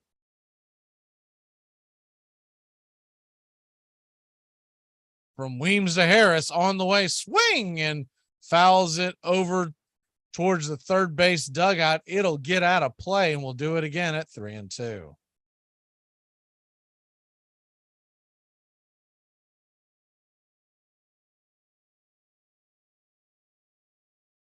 The 3-2 pitch to Harris. So he takes a second to readjust. Weems steps off the rubber for a second. Now he said, here's the 3-2 pitch, swing, and fouls it back out of play. We'll do it again. It's 3-2. Now the 8th pitch of the at bat. The 3-2 pitch from Weems, swung on and hit over to third. Making the play is, they're going to say it's a 5-3 put out to end the inning, but I'm telling you right now, Harris looked like he had that by about a half step. He shot it over to the third baseman, Vargas. Vargas threw it across the diamond, and let's see if we can get a replay on this. It's closer than I thought it was. He is definitely safe. You would think they're going to, and they are going to challenge that. Good job of base running by Michael Harris. He had to extend that front toe to hit the bag, and that was the difference. He got it just. It is as close as the replay that got overturned when Dansby actually got the runner. That's how close it was. It's very rare you see 2 plays this close in one game. But he hit the bag, and then the ball hit the glove. Harris knows he's got it. He's over there celebrating. We'll see if it gets overturned. Let's go ahead and hit the scoreboard real quick. It's in the top of the 6th inning. Top of the 5th inning in New York. The Marlins lead at 4-3. Looks like they are threatening. They have 2 on and 1 away. Other games of interest, St. Louis leads Milwaukee 2-0. Boston 8-3 over Baltimore, as the Orioles still have a pulse in the wild card race. Tampa Bay Rays lead Cleveland 4-3 in the 7th. Yankees 4-1. Aaron Judge has not hit a home run. He is 1 for 2 though. And they do call Harris safe. So that'll bring William Contreras to the plate. Contreras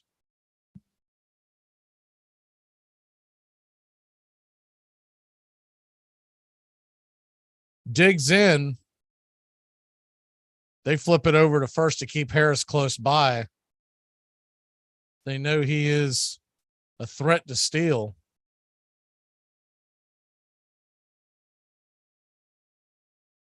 By the way, that 3 runs that the Mets scored, just saw the highlight of it. It was a 3-run shot by Pete Alonso. You wonder why they pitched to him. The first pitch on the way to Contreras is swung on and fouled back. It's 0-1.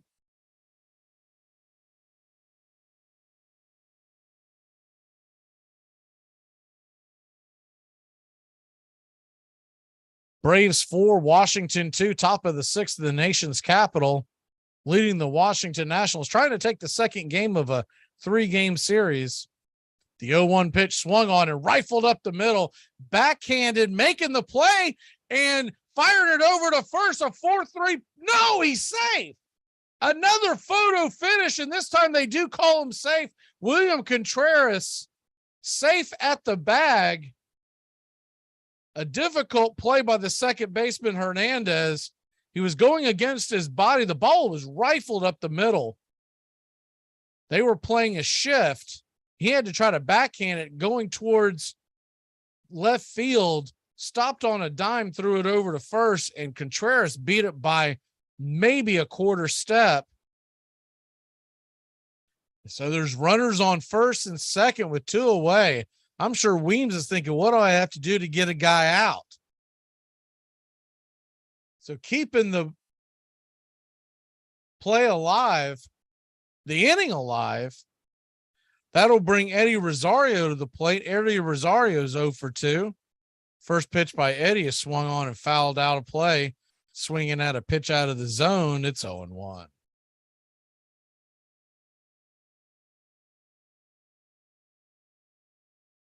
Eddie Rosario has seen only 3 pitches tonight, swinging early in the count. Updating Queens, the Marlins lead 6-3. Jacob Stallings drove in 2 runs. That game is still in the 5th inning.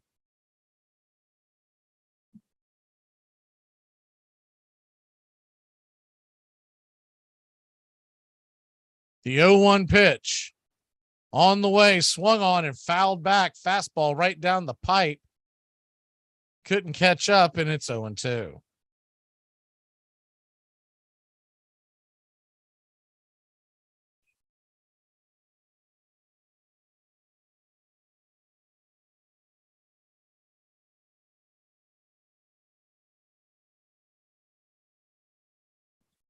Braves 4, Washington 2. We're in the top of the 6th inning. The 0-2 pitch swung on and fouled off the plate. We'll do it again at 0-2.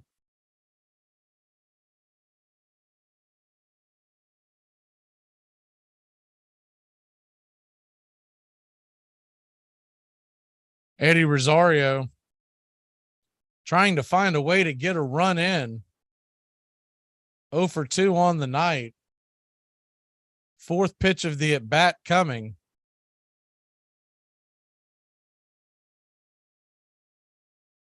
Here's the pitch from Weems, his 18th of the inning. Swing and hit high and deep into center field. Going back on the track. It's off the wall. That'll score 1 run. That'll score 2 runs. It's 6-2 Hot Atlanta. Top of the 6th inning. 2 away. Eddie Rosario comes through with a big base knock, a double off the wall. They were playing the outfield fairly shallow, and he roasted it over the top. Atlanta leads by 4. He got a pitch about knee high over the plate and did not miss it. Grooved it right just to the right of the 402 sign.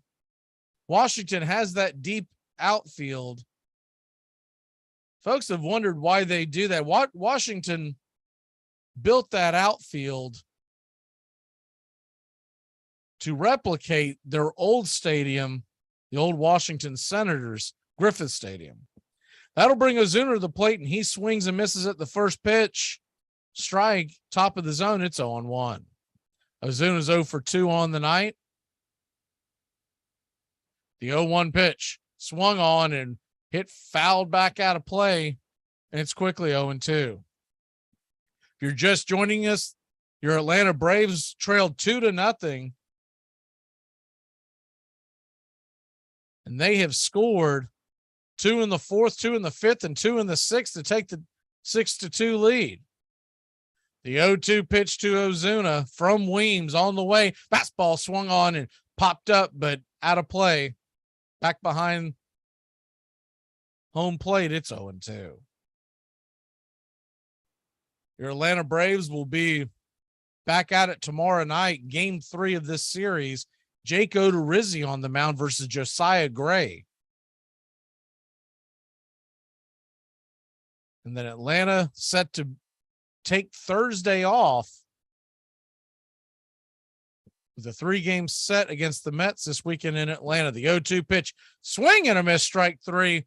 Slider got him on the outer edge to end the inning, but not before Rosario blasts one off the 4-0-2 sign, driving 2 runs in. Your Braves lead it 6-2. We head to the bottom of 6. Cause he's the armchair quarterback. He's full of beer and he's full of snacks. The all-American man. My typical favorite shot, honestly, is just old Jack D. Well, Ice Cold Jack D.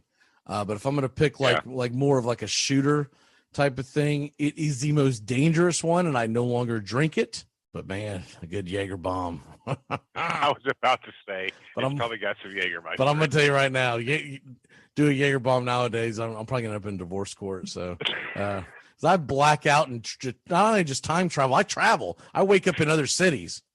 So, If I remember correctly, you used to like slap your face like Curly, and then you would just do this Yes. the shuffle step, and then it was on Yes. after that. yes. We went into plan M for McGee. Yes. All right, execute plan M. You know, Todd, you get the flanks.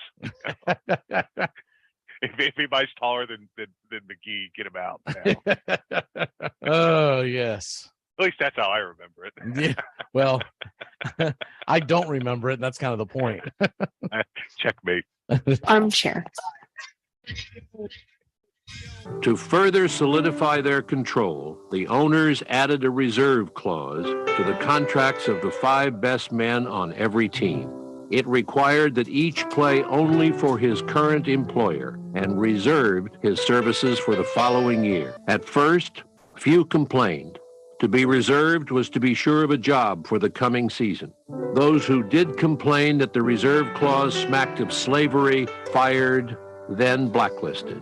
For the first time in the history of the game, players would serve the interests of the owner. For the next 100 years, the professional game would be dominated by those who owned the field and supplied the ball.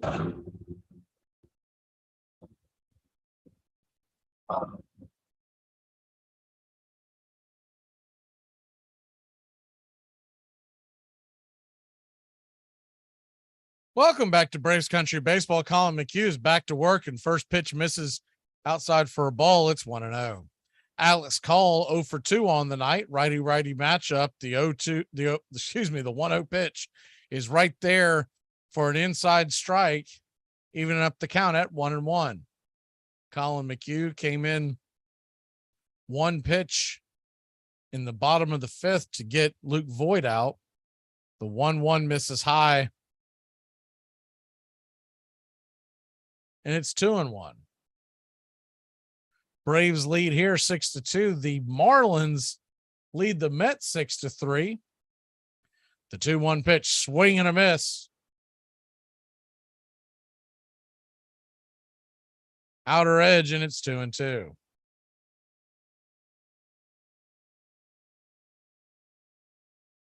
Slider, cutter so far. The 2-2 pitch for McHugh. Swing and just gets a piece of it. Bounces it back towards the backstop. We'll do it again at 2-2. This weekend, weather permitting, we'll have game 1 of this series Friday night, 7:20 first pitch.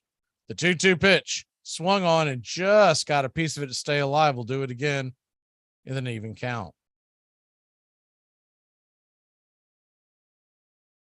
And then Sunday, the Braves and Mets have been switched to the ESPN night game. We plan on carrying that as well. The 2-2 pitch swung on and fouled back. We'll do it again. It's 2-2. Remember, the Atlanta Braves currently do not have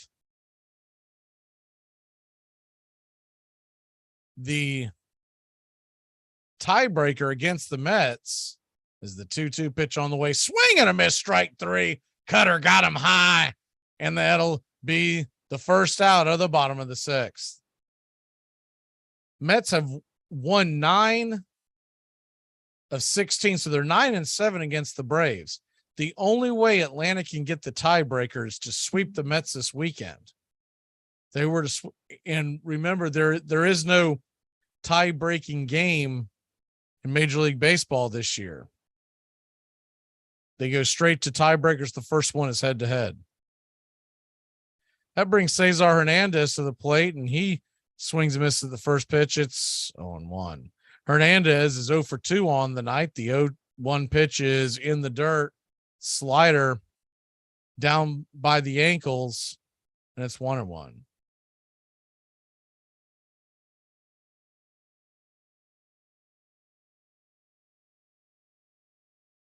The 1-1 pitch for McHugh on the way, swung on and fouled back. It's 1-2. Hernandez and then Vargas. The 1-2 pitch misses just high, evening up the count at 2-2. Cutter just out of the zone. The 2-2 pitch on the way. Swing and a miss, strike three. He went fishing for the curveball well out of the zone. It just dropped off the table, and there's 2 away. So that's why it is imperative for the Braves to not fall too far behind the Mets, because if they can go into that series tied, then realistically, you just have to win the series. You'd have a 1-game lead, and then you got to take care of your own. We finished the season in Miami for 3, which will not be an easy task. The Marlins always play us tough. McHugh will now face Vargas, who's 1 for 2. The first pitch to Vargas is banged off the plate back behind the backstop for a strike. It's 0-1.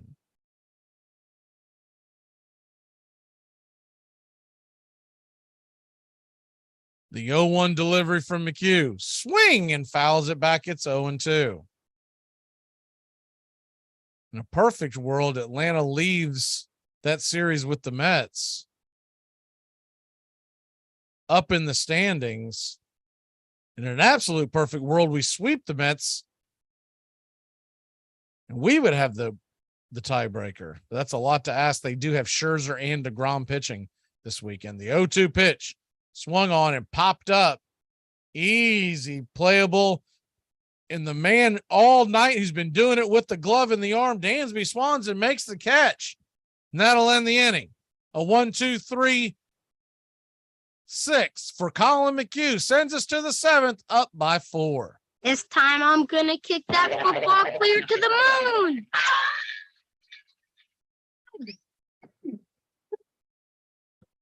Hello? Hi, is Mark there? Yeah. It's me, Shannon. We met at Jack's party. Yeah. How can I forget? Wow. How you doing? I haven't heard from you in 9 months. Armchair. These are the good times. You hear people talk about the good old days all the time, right? Lately, if we just go back to the good old days, the good old days. Are you kidding me? These are the good old days. The good old days. We're just figuring out how to do stuff now. And we don't even have it figured out yet. You want to go to the good old days? They didn't know how to do anything back there. Nothing. You ever see the first bicycle ever made? I don't know how to make anything. But I know you don't take the smallest wheel you can find and put that in the back and the biggest wheel on earth and put that up front. It's a bad bike. You couldn't even get in the seat by yourself. Your friends had to fling you up there by the ends of your handlebar mustache and hope you landed on the seat. And once you started pedaling, you couldn't stop. You pedaled till you died. And that was okay, because your life expectancy in the good old days, 28 years old. My name is George. I'm unemployed and I live with my parents. I'm Victoria. Hi. Welcome to the jungle. Jim Rome on the air, noon to 3 Eastern, only on CBS Sports Radio. Devlin got a job as a policeman in 1880. Died of consumption just 3 years later. His early death, said a Louisville newspaper, was an instructive example of the fruits of crookedness. The National League had survived its first scandal.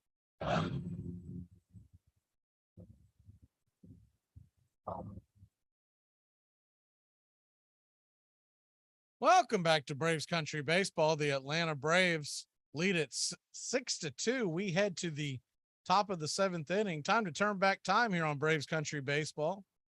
On this date in 1877, the Boston Red Caps, one of the original names for the Braves, clinched the National League pennant. The Red Caps, formerly known as the Red Stockings, there was confusion between the Cincinnati Red Stockings and the Boston Red Stockings, so they changed the name to the Red Caps in 1876, kept that name till 1882, where we became the Bean Eaters till 1906, the Doves for 4 seasons, the Boston Doves until 1910, the Rustlers for 1 year in 1911, and then the Braves in 1912. First pitch on the way to Orlando Arcia is called for a strike at the knees. It's 0-1. Braves would briefly go to the Boston Bees for 5 seasons, 36 to 1940. The 0-1 pitch swung on and hit hard, but right at CJ Abrams at short. He'll fire it across the diamond, and there's one away.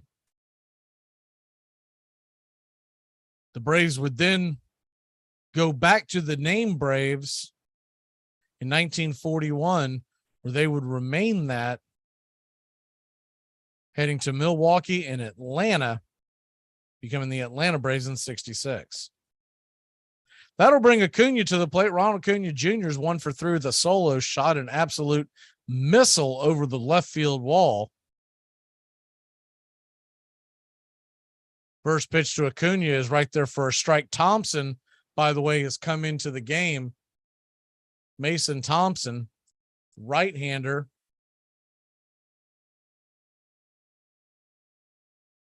Thompson, the 0-1 pitch swung on and banged foul down the third base line. It's 0-2. Thompson's got a 2.41 ERA in 19 appearances, the 107 whip. On this date, 1920, the article in the Philadelphia North America newspaper quotes a local gambler, Bill Murray, as the 0-2 pitch is swung on and hit high and deep into left field, going back. Jackpot, baby, over the wall. 2 home runs for Ronald Acuna Jr. as we're heading to October. Atlanta up 7-2. That 0-2 pitch was about letter high over the plate, batting practice style, and Acuna did not miss it. It's 7-2 Atlanta. On this date, 1920, the article in the Philadelphia North America quotes a local gambler, Bill Murray, saying he and former Major League Baseball pitcher Billy Burns have offered 8 Chicago White Sox $100,000. As the first pitch to Dansby Swanson is inside for a ball. It's 1-0. To throw the 1919 World Series.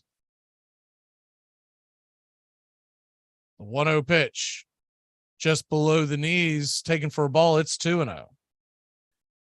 On that same date, 1920, Shoeless Joe Jackson would get his last hit, a game-winning RBI against the Detroit Tigers as the White Sox walk it off 2-0.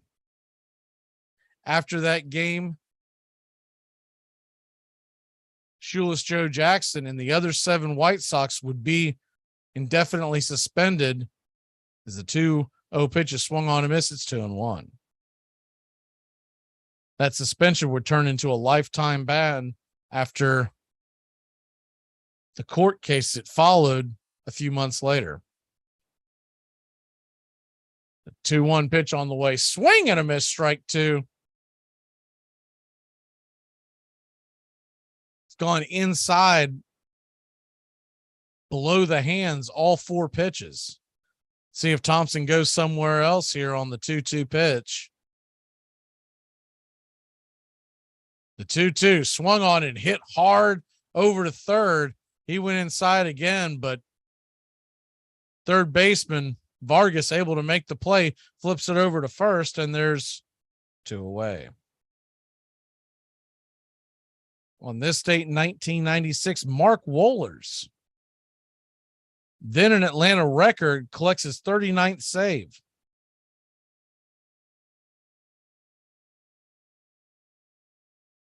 Of course, he would later on implode in the playoffs and get dealt to the Reds. Austin Riley comes to the plate, and the first pitch is just below the knees, taken for a ball. It's 1-0. And that's your turn back time for September 27th, 2022. The 1-0 pitch swung on and hit hard over to third. Busy over there is Vargas. He's got it, flips it over to first, and that'll end the inning. It's time to stretch, y'all. The Braves lead it 6-2 in the bottom of the 7th. All right. Can't see and let me hear you.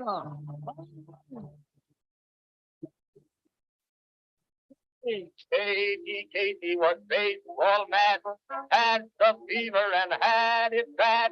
Just to root for the hometown crew every Sue, Casey Blue. On a Saturday, her young beau called to see if she'd like to go to see a show, but Miss Kate said no. I'll tell you what you can do. Take me out to the ball game. Take me out with the crowd. Buy me some peanuts and Cracker Jacks. I don't care if I ever get back. Let me root for the home team. If they don't win, it's a shame. For it's 1, 2, 3, stretch around and be home all game. Casey saw all the games, knew the players by their first names, told the umpire he was wrong all along, good and strong. When the score was just 2-2, Casey knew what to do. Just to cheer up the boys he knew, he made the gang sing this song. Me out to the ball game. Come on. Me out with the crowd. Buy me the peanuts and Cracker Jacks. I don't care if I never get back. Root for the home team. If they don't win, it's a shame.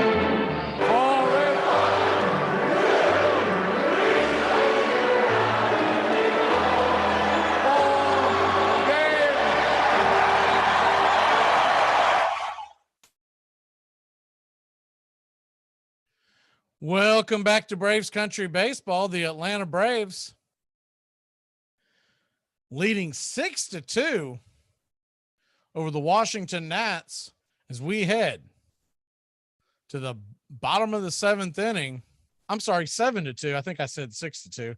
Braves just scored another run in the top of the inning, another solo shot 2 for Acuna tonight.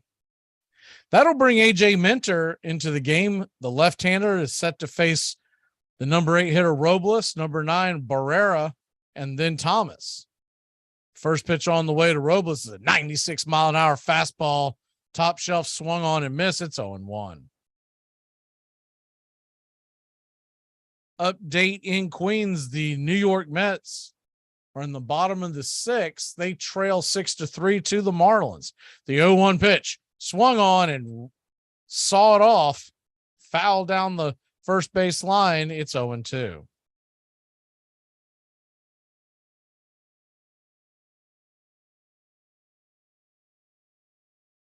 Braves 7, Nationals 2.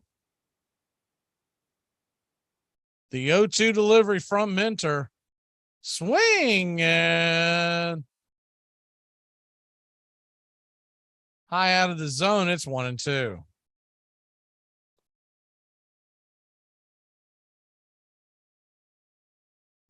The 1-2 pitch swung on and missed. Strike 3, foul tipped, I guess, into the glove.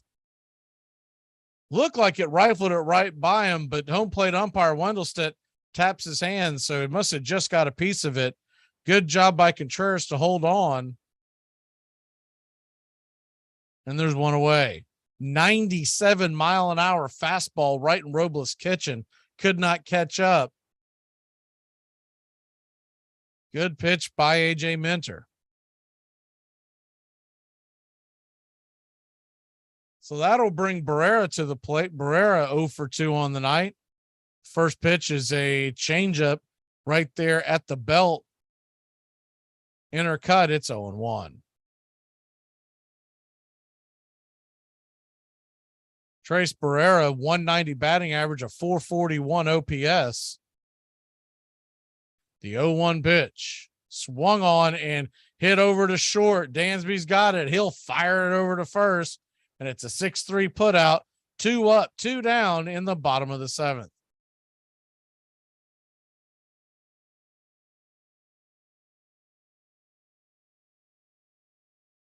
Braves bullpen taxed quite a bit over the weekend, but got a night off last night. As if you missed it, Kyle Muller spun 9 scoreless innings. Braves' first complete shutout of the 2022 season. Very important outing. The Braves won an 8-0. Lane Thomas, the leadoff hitter, comes up and he takes the first pitch high and outside over the off the plate, and it's 1-0. Thomas 1 for 3 on the night. Infield single to his name. The 1-0 pitch right there, 92-mile-an-hour cutter. About letter high, and it's 1-1. Warming up in the Atlanta Braves bullpen is the right-hander Raisel Iglesias.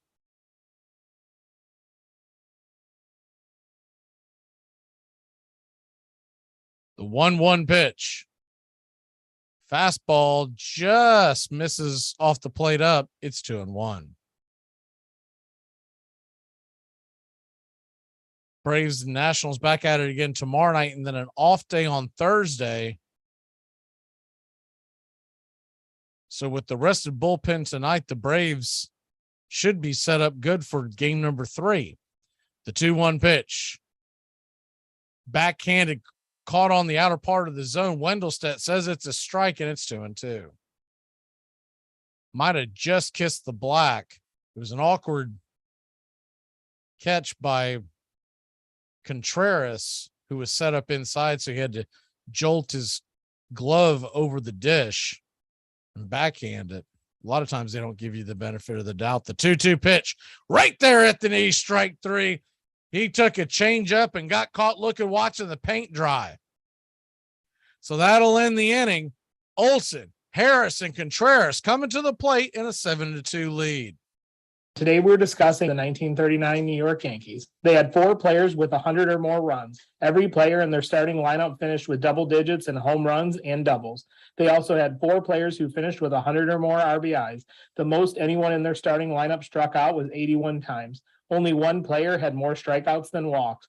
5 players had an on-base percentage of 400 or higher. 5 hitters produced an OPS plus over 130. The Yankees pitching was also great in 1939. Red Ruffing threw 233 innings with 148 ERA plus. Their bullpen ate up a lot of innings. Combined, Steve Sundra and Mariusa Russo threw 240 innings with an ERA below 2.75. That season, DiMaggio was incredible. He won the American League Most Valuable Player, batting .381 with a .671 slugging percentage, 30 home runs, and 32 doubles. Oh yeah, and he only struck out 20 times. In May of that year, they went 24-4, scoring 213 runs or an average of 7.6 runs per game. By the end of May, they were already 6.5 games up in the American League. They won the American League by 17 games with a record of 106-45. In the World Series that year, they faced the 97-win Cincinnati Reds. The 1939 Yankees have the 6th best winning percentage of any team that won the World Series. They also have the largest run differential in baseball history at plus 411. You're listening to Braves Country Baseball. Please like and subscribe today. YouTube.com, Armchair Quarterbacks 1. In 2 years, he had risen from a poor mill boy to the rank of a player in the major leagues. The ignorant mill boy had become the hero of millions. Out on the hot prairies, teams of Joe Jacksons battled desperately with the Ty Cobbs. There came a day when a crook spread money before this idol, and he fell. For a few dollars, he sold his honor.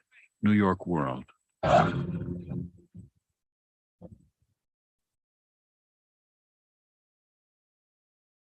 Welcome back to Braves Country Baseball. The Atlanta Braves lead at 7-2. Appreciate you stopping by and hanging out with us here on a Tuesday night. We're here every Tuesday and Friday night.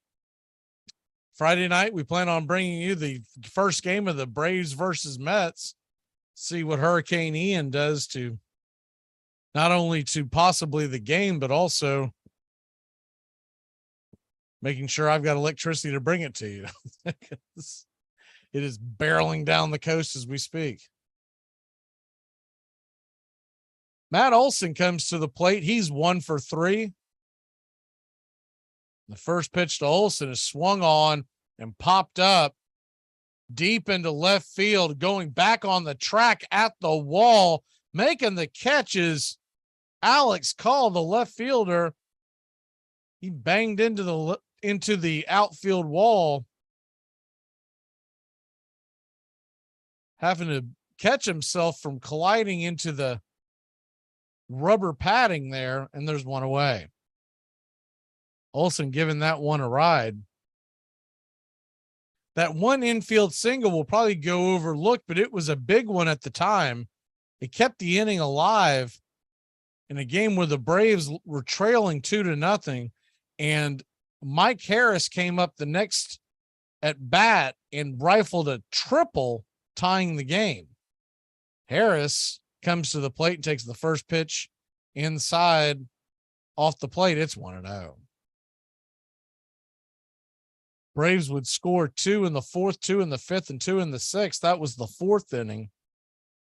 In the 5th inning, as the 1-0 pitch is inside, ball 2, 2-0. Solo shots, back-to-back solo shots with 2 outs by Arcia and Acuna made it 4-2. The Braves would tack on 2 more in the 6th, and Acuna would hit another solo shot in the 7th. The 2-0 pitch at the knees right there on the outer edge. It's 2-1. Good cutter by Ramirez, who has come into the game.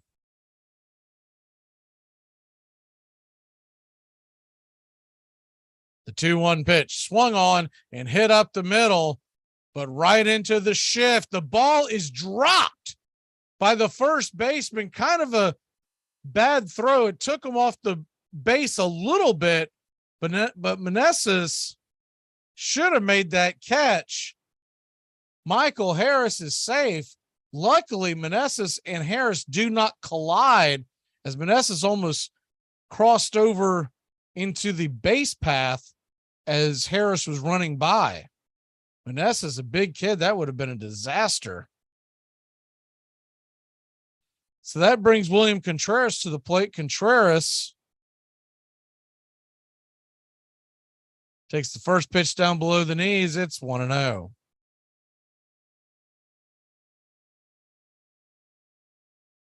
About time to hit the birthdays today.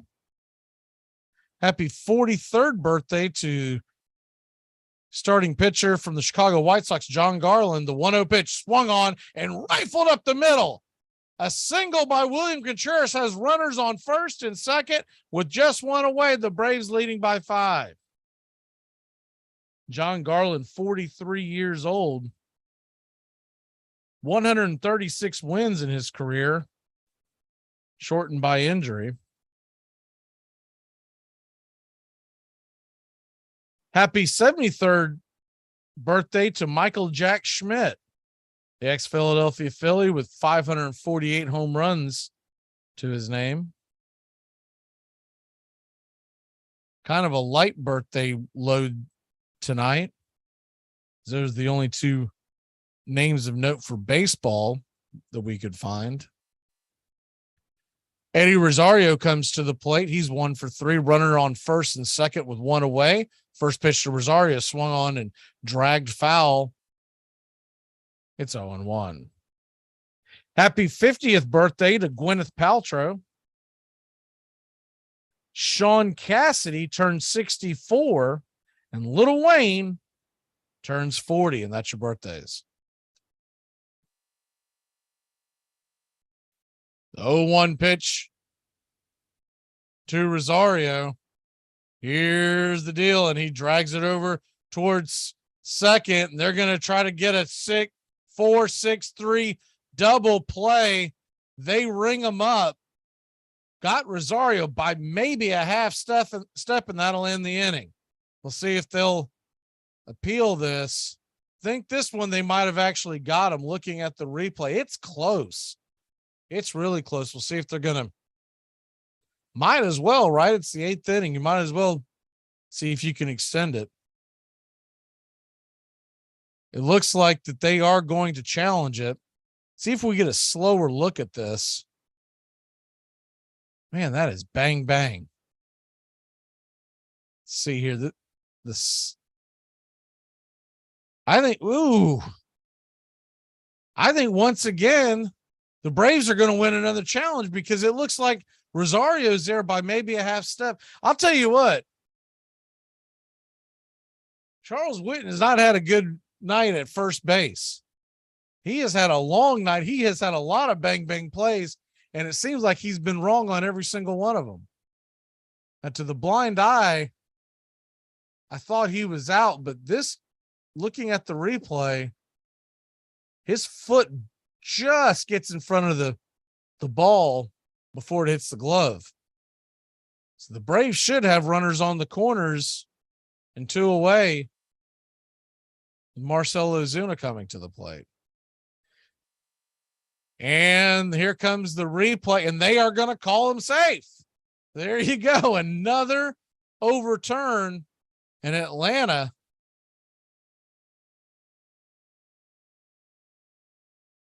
With 9 lives tonight.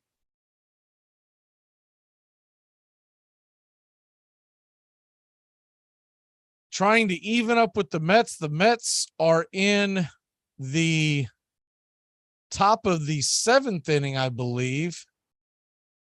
Or is that the 6th? Let me double check that for you. It is 6-3. Ozuna comes to the plate and he takes a pitch low below the knees, and it's 1-0. They are in the 7th. They just began the 7th inning. And it looks like the Marlins actually have a couple of runners on. Seeing if I can get this updated to give you a better idea of what's going on there. The 1-0 pitch to Ozuna down below the knees, ball 2, it's 2-0. Standing on deck is Orlando Arcia, who already has a home run to his credit.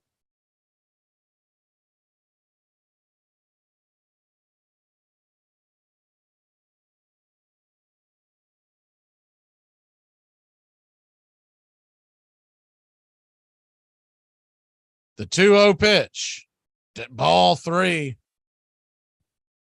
He has thrown 3 sinkers back to back to back to Ozuna, and every single one of them have been nowhere near the zone below the knees.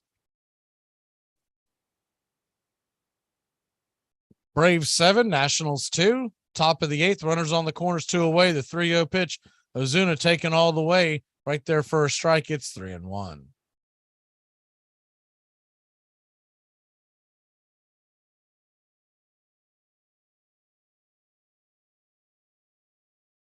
If this score holds and the score in New York holds, the Braves 3-1 pitch, swing and a miss. That time the sinker got him. It's 3-2. The Braves would be in a dead heat, tied with the New York Mets, the top of the National League East. Something most of us thought was impossible to think just a few days ago, as the Braves were scuffling, the Mets were winning. They're playing the A's. The next thing you know, the A's upset DeGrom. The Braves rallied against the Phillies. The 3-2 pitch swung on and just stays alive. We'll do it again at 3-2. So you got runners on the corners and 2 away. Eddie Rosario's on the move with the pitch.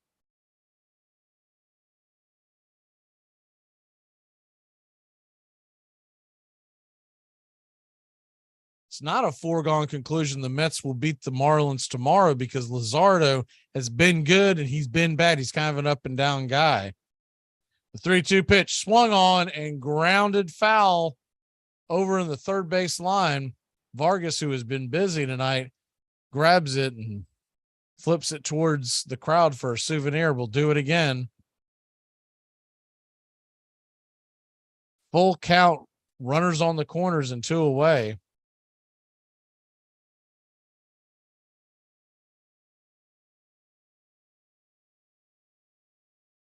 Marlins failed to score in the 7th, so they're going to the bottom of the 7th, still up by 3.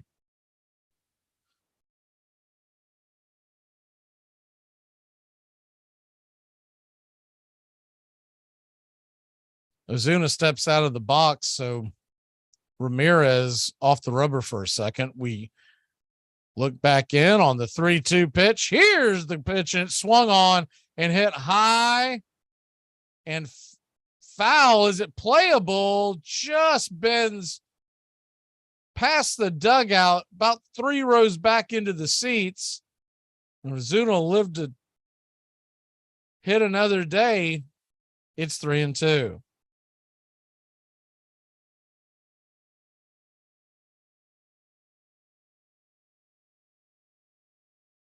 Rosmo Ramirez, the right-hander, trying to get out of this mess. Still down by 5. The 3-2 pitch to Ozuna swung on and just slices it foul against the screen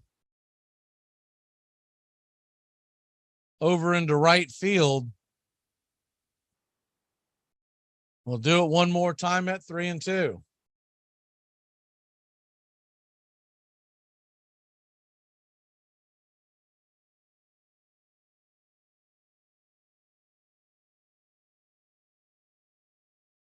Ozuna steps out of the box for a second.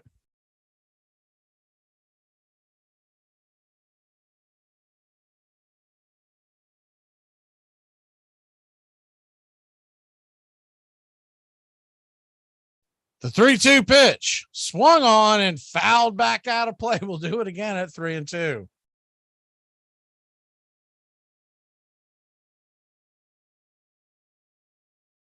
This will be the 11th pitch of the at bat. Marcell Ozuna battling, trying to stay alive.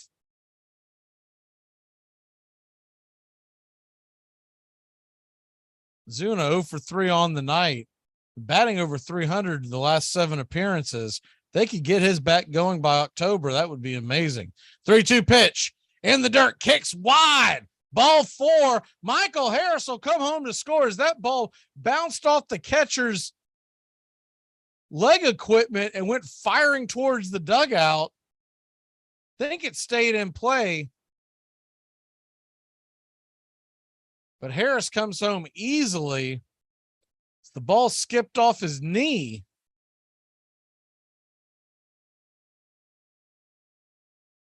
and it actually ricocheted off of the first base dugout, and first baseman Meneses was able to get it. So they will keep the runner from first heading to second on the walk at bay. So you'll have runners on first and second with 2 away. An 8-2 score. Arcia comes to the plate, and the first pitch misses below the knees. It's 1-0. Lando Arcia, who hit an absolute missile over the left field wall that just got up and high enough. 1 for 3 on the night. The 1-0 pitch swung on, and it's a comebacker to the mound. Ramirez has it, flips it over to first, and that'll end the inning.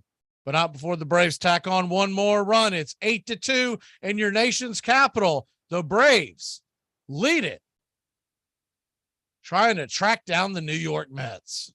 Question 2. Who would you rather spend the night with? A, your wife, or B? Armchair Quarterbacks Radio, living in an era of baseball where the impossible is unfolding right before our eyes. Salvador Perez, the 2-2. Send the ball in foul territory. A World Series win for the San Francisco Giants for the 3rd time in the last 5 years. And their hero, Madison Bumgarner. The 1-2 again. Inside Turner. The Royals, 2015 World Champion. This is going to be a tough play. The Cubs. Series. It's over.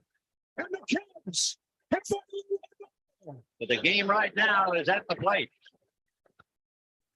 fly ball into right field. She is gone.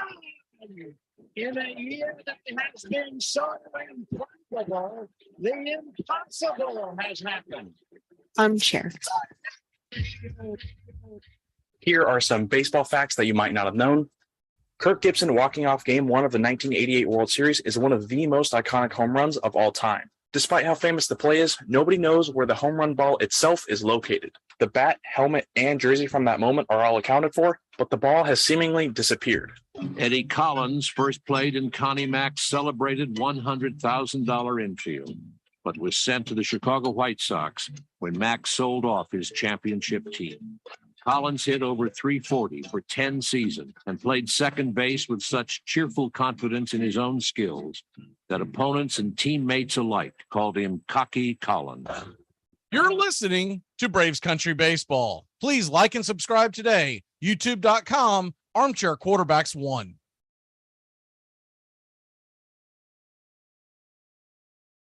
Welcome back to Braves Country Baseball. The Atlanta Braves lead at 8-2. Now Iglesias is going to sit down, and Jesse Chavez will come into the game. Jesse, 55 appearances this year, 64 innings, a 3.48 ERA. First pitch from Jesse is a cutter at the knees, called for a strike. It's 0-1. Chavez, a fan favorite, a clubhouse favorite. The 0-1 pitch from Chavez, kicks and deals, and it's a comebacker off his glove. He gets it, and though the glove comes off his hand, he picks it up, fires it over to first, and it's a 1-3 putout. Good play by Jesse. Hell of a play by Jesse. He's getting a little bit of a grin as he's looking over to, I believe that's Arcia that he's smiling at. Ball came, it was a backhanded attempt, and the ball tore his glove off. He picked it up, beat the runner by about a step and a half, so had plenty of time. First pitch on the way. The second batter is called for a strike, Meneses, and it's 0-1. Good play by Chavez. The 0-1 pitch as he's moving quickly. Cutter misses off wide. It's 0-2. Joey Meneses, 1 for 2 with a single and a walk. The 1-1 swing and fouls it back. It's 1-2. Mets have a runner on in the bottom of the 7th, 1 on and 1 out. The 1-2 pitch Swing and a miss, strike three. Cutter got him chasing off the plate, and there's 2 away.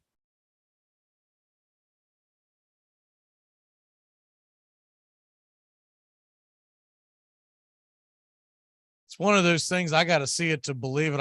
I have a heart. The Marlins have blown so many games against the Mets this year. Well, I've seen the score and I've seen the Mets trailing the Marlins. I have to see the final out before I'll believe that they're going to lose one to the Marlins. First pitch to Luke Voit is swung on, and coming in and making a shoestring catch is Acuna. Did that ball hit the ground? That was close. I guess he made the catch. Doesn't look like anybody's going to challenge it. He just made a shoestring catch, had to lunge out in front. I think the wind was pushing that away from him, and he's got a big grin heading to the dugout. Why not? Atlanta leads at 8-2. We'll head to the top of the ninth. What can I say? I guess you're on to me.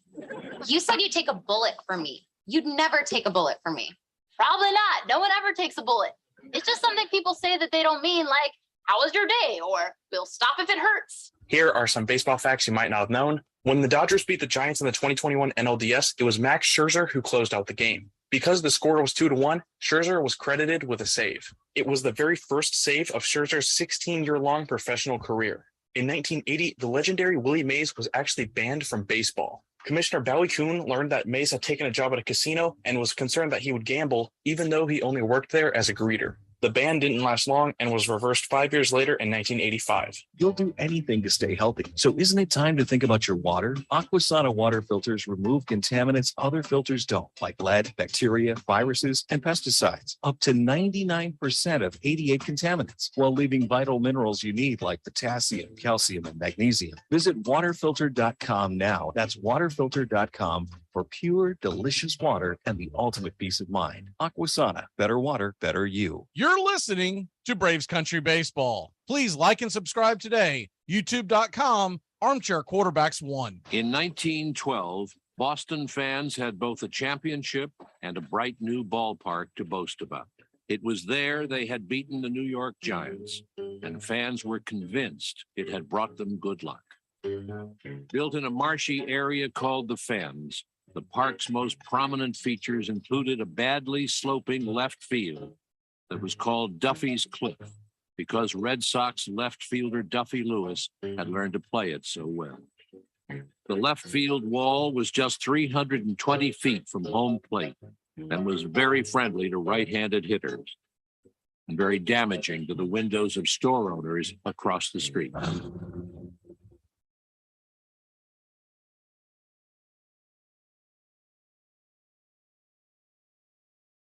Welcome back to Braves Country Baseball. The Atlanta Braves lead the Washington Nationals heading to the top of the ninth inning, up 8-2. Looks like they will send Andres Machado out to the mound for this inning. Machado with a 3.64 ERA. The first pitch from Machado is right there at the knees to Ronald Acuna Jr., who's 2 for 4 on the night with 2 home runs. Called for a strike. It's 0-1. 2 solo shots by Acuna. The 0-1 pitch swung on and missed. Nasty cutter. Down below the hands, just off the plate. It's 0-2. Braves 8, Nationals 2.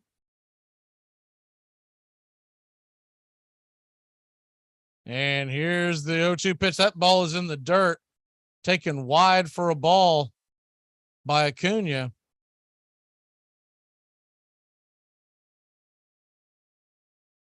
And it's 1-2. Checking in on the New York Mets. Still 6-3. The Mets are still batting in the bottom of the 7th. We'll keep you posted on that. Here's the pitch to Acuna, swing and a miss, strike 3, 95-mile-an-hour fastball on the outer part of the plate. Hard to catch up with that after seeing that all-speed stuff inside, and there's 1 away. Good pitch by Machado. Jake Odorizzi versus Josiah Gray tomorrow night.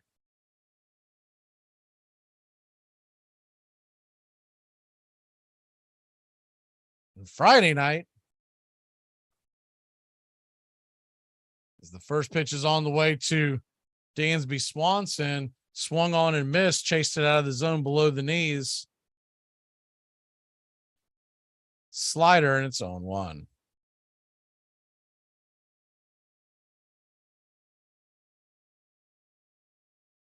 The 0-1 pitch misses out of the zone. It's 1-1.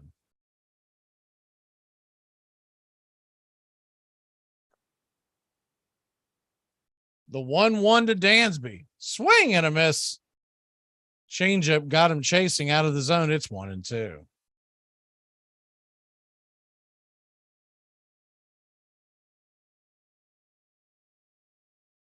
Friday night, we plan to bring you game 1 of the Mets Braves. The 1-2 pitch is off the plate wide. It's 2-2. Max Fried set to toe the rubber for the Braves. Max Fried, Kyle Wright, and Charlie Morton expected to pitch against the Mets in that order, while the Mets is the 2-2 pitch, swing and a miss, strike 3, and there's 2 away. The Mets plan to counter with Chris Bassett, Jacob deGrom, and Max Scherzer. It's an interesting way they're going to stack that up. I'm a little surprised because there is plenty of rest. I'm a little surprised they didn't go Kyle Wright versus Bassett and put Fried up against deGrom. That's how they're going to attack it. Of course, a lot might have to do with where we are in the standings. First pitch to Riley is inside and off the plate. It's 1-0. The 1-0 pitch on the way right there. Called for a strike. It's 1-1.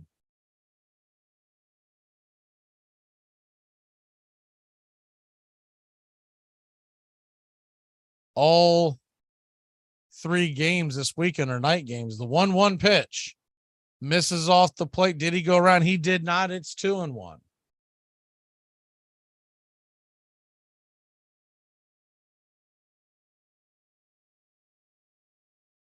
Saturday night is set to be the Fox game of the week. The 2-1 pitch swung on and fouled back out of play. It's 2-2. Weather permitting, we plan on bringing you Friday night and Sunday night, a bonus broadcast, assuming the games are relevant, and they are looking like more and more that they will be.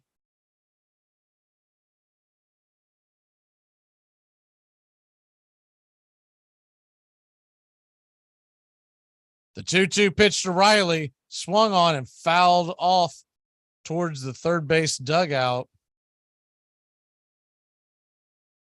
We'll do it again. It's 2-2. Tyler Matzik warming up in the Atlanta Braves bullpen.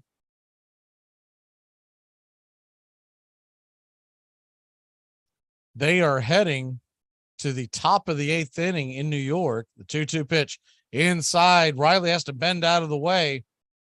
Almost gets him on the leg. It's 3-2. The New York Mets trailed the Marlins 6-3 still as they head to the top of the 8th inning. The 3-2 pitch. Here's the delivery, and it misses inside. Ball 4. Austin Riley will take his base. And that'll bring up Matt Olson one more time.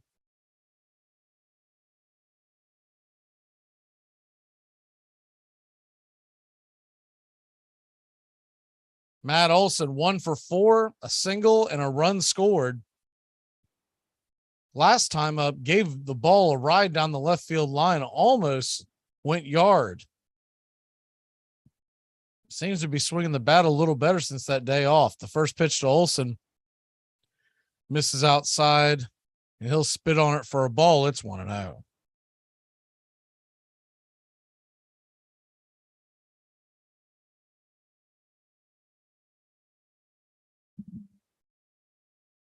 The 1-0 down below the knees. Ball 2, it's 2-0.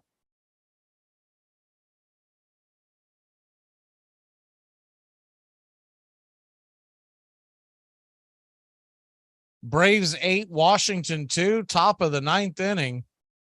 Atlanta. Here's the 2-2 pitch, 2-0 pitch, excuse me. And right there at the knees, called for a strike. It's 2-1. Braves trailed this game 2-0, giving up a run in the first and the second. Kyle Muller getting hit hard and then found a way to dance through the raindrops, giving us 4 2/3 innings of 2-run ball. The 2-1 pitch misses outside. It's 3-1.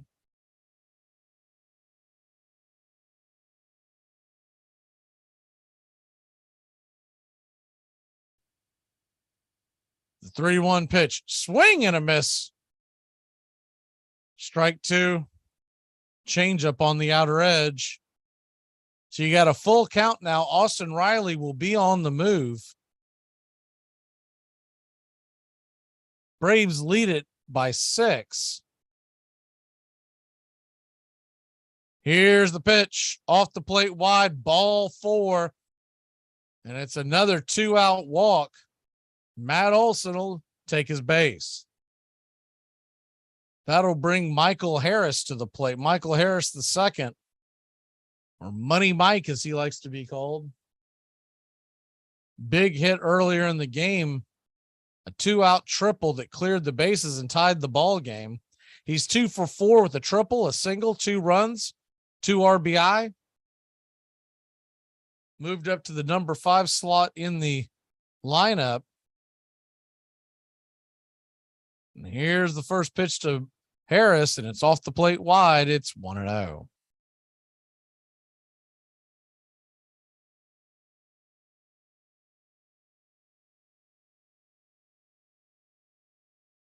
The 1-0 pitch to Harris.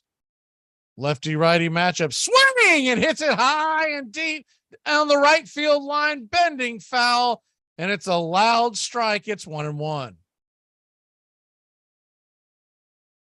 Thought he might have connected on that one, but that ball could not stay straight. Atlanta 8, Washington 2. Top of the 9th, runners on first and second, 2 away. Atlanta, possibly a chance to be tied for first place. The 1-1 pitch, sawed off and right at the third baseman, making the backhanded stab is Vargas. Good play by Vargas. He's been busy all evening. That'll end the inning. The Braves put 2 on but failed to score. We lead it 8-2 heading to the bottom of the 9th. Tyler Matzik coming into the game.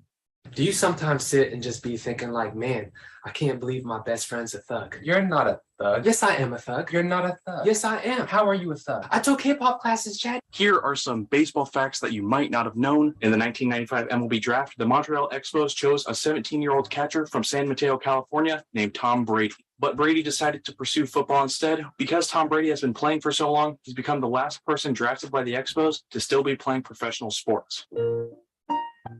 Hey, Braves fans, the Armchair Quarterbacks YouTube channel are bringing you Braves baseball all season long. Hi, I'm Mac McGee, and I'll be bringing you Braves baseball play-by-play for the Braves fans out there, for all of Braves country. So pull up an armchair and join us for Braves country baseball, first pitch to last pitch, Tuesday and Friday nights, right here on the Armchair Quarterbacks YouTube channel. The 1906 Chicago Cubs, believed by many to have been the best team in baseball history. They moved smoothly to the pennant that year, winning 116 games and losing just 36. One key to the Cubs' consistency was their infield, the celebrated double play combination of Tinker to Evers to Champ. Chicago fans loved them, but they did not much like each other, or anyone else for that matter. First baseman and manager Frank Chance fined his players $10 if they so much as shook hands with an opposing player. Second baseman Johnny Evers was so touchy that his teammates called him the human crab, and he missed one entire season after suffering a nervous breakdown. Shortstop Joe Tinker was ordinarily a cheerful man, but even he refused to speak with Evers for 2 whole seasons after a quarrel over cab fare.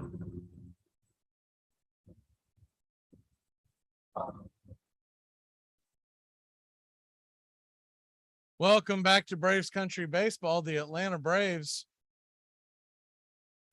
lead at 8-2, and Tyler Matzek going to try to get right as he has struggled off and on last several outings, to be honest.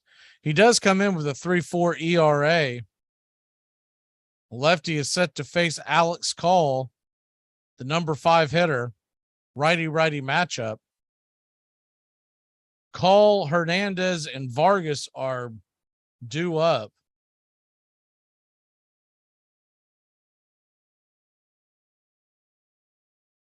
First pitch on the way for Matzek, misses high and out of the zone. It's 1-0.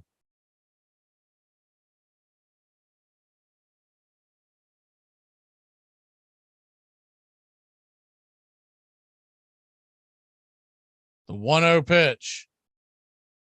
Right there at the knees, called strike 1, excuse me. It's 1-1.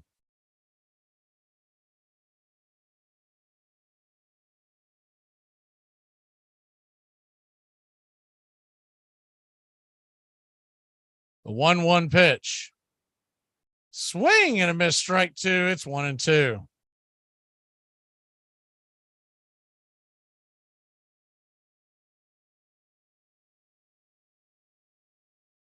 One-two count.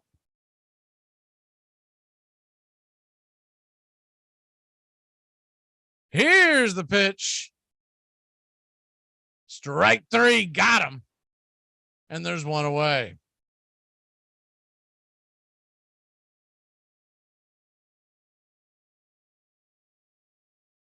Good pitch by Matzek. He brought 4 fastballs, all mid-90s, to get him out on 4 pitches. So that'll bring up Hernandez, and the first pitch to Hernandez is swung on and popped up. Easily playable by Acuna in shallow right field. He'll make the catch, and there's 2 away. Pretty interesting that Matzek's just coming out firing fastballs. You know, he likes to live with that slider and curveball. I think he's come in with the mentality of you're just gonna have to beat me with my fastball and let's go.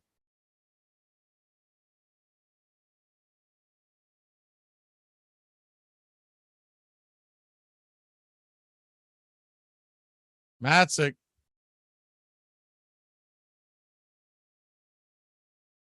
Ready to face Vargas, a lefty-righty matchup. Here's the pitch. Fastball. Called for a strike on the outer edge. It's 0-1. Braves 1 out away from putting some big pressure on the Mets.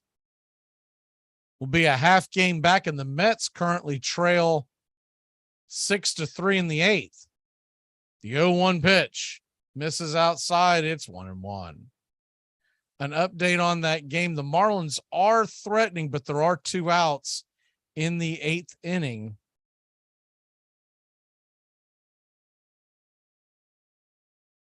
Marlins have runners on second and third and 2 away. The 1-1 pitch, swing and fouls it back. It's 1-2. Washington Nationals down to their last strike. Braves have put up 10 hits and 8 runs tonight.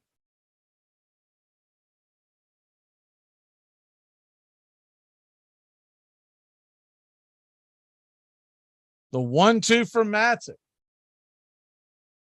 Swung on and banged off the plate. The first off-speed pitch he has thrown tonight. Slider down and in. It's still 1-2. They are heading to the bottom of the 8th. It is still 6-3 as the Marlins failed to cash in on that threat. The Mets are sending the top of their order to the plate. The 1-2 pitch from Matzek, swing and a miss, strike 3, and that'll end the inning. That'll end the game. And the Atlanta Braves get a big W after down 2-0 come back and score 8 unanswered runs on 10 hits.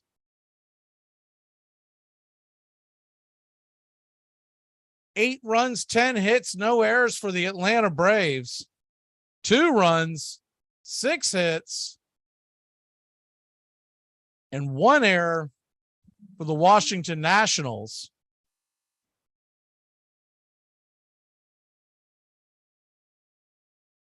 Time of the game.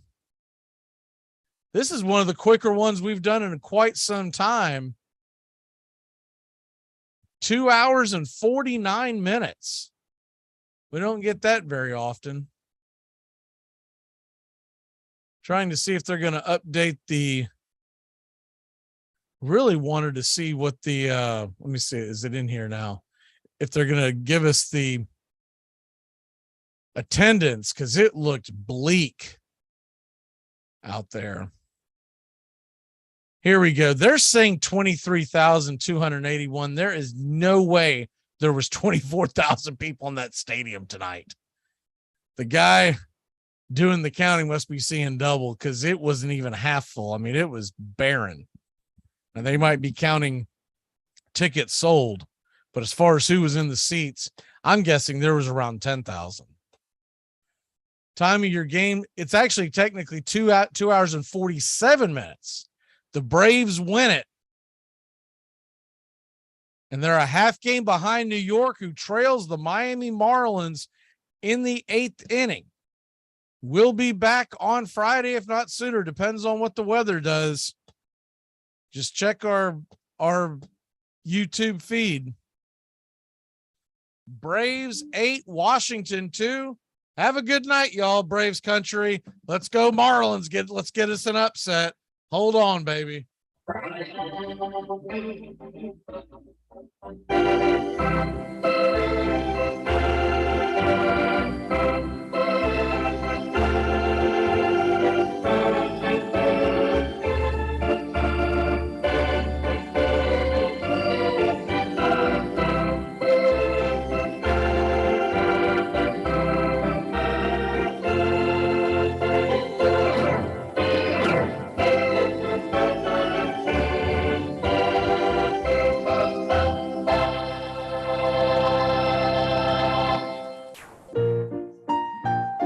Braves fans, the Armchair Quarterbacks YouTube channel are bringing you Braves baseball all season long.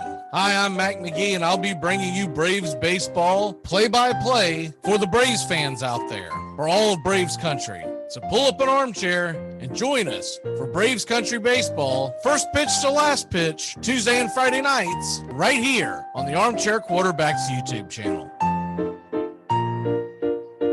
This portion of the show is being brought to you by The Best Things in Life, which are still free with minimum purchase at participating dealers.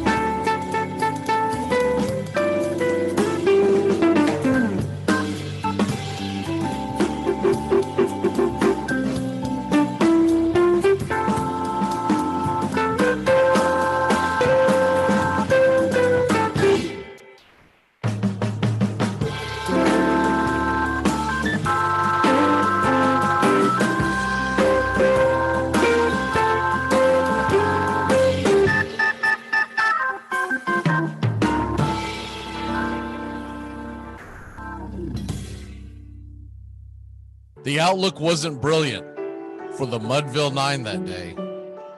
The score stood 4-2 with but one inning more to play. And then when Cooney died at first and Barrows did the same, a pale-like silence fell upon the patrons of the game. A straggling few got up to go in deep despair. The rest clung to hope which springs eternal in the human breast. They thought, if only Casey could but get a whack at that, we'd put up even money now with Casey at the bat.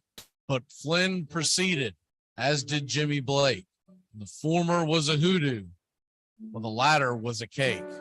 So upon that stricken multitude, grim melancholy sat, for there seemed but little chance of Casey getting to the bat. But Flynn let drive a single to the wonderment of all, and Blake, the much despised, tore the cover off the ball. And when the dust had lifted and men saw what had occurred, there was Jimmy safe at second and Flynn a hugging third. Then from 5,000 throats and more, there rose a lusty yell.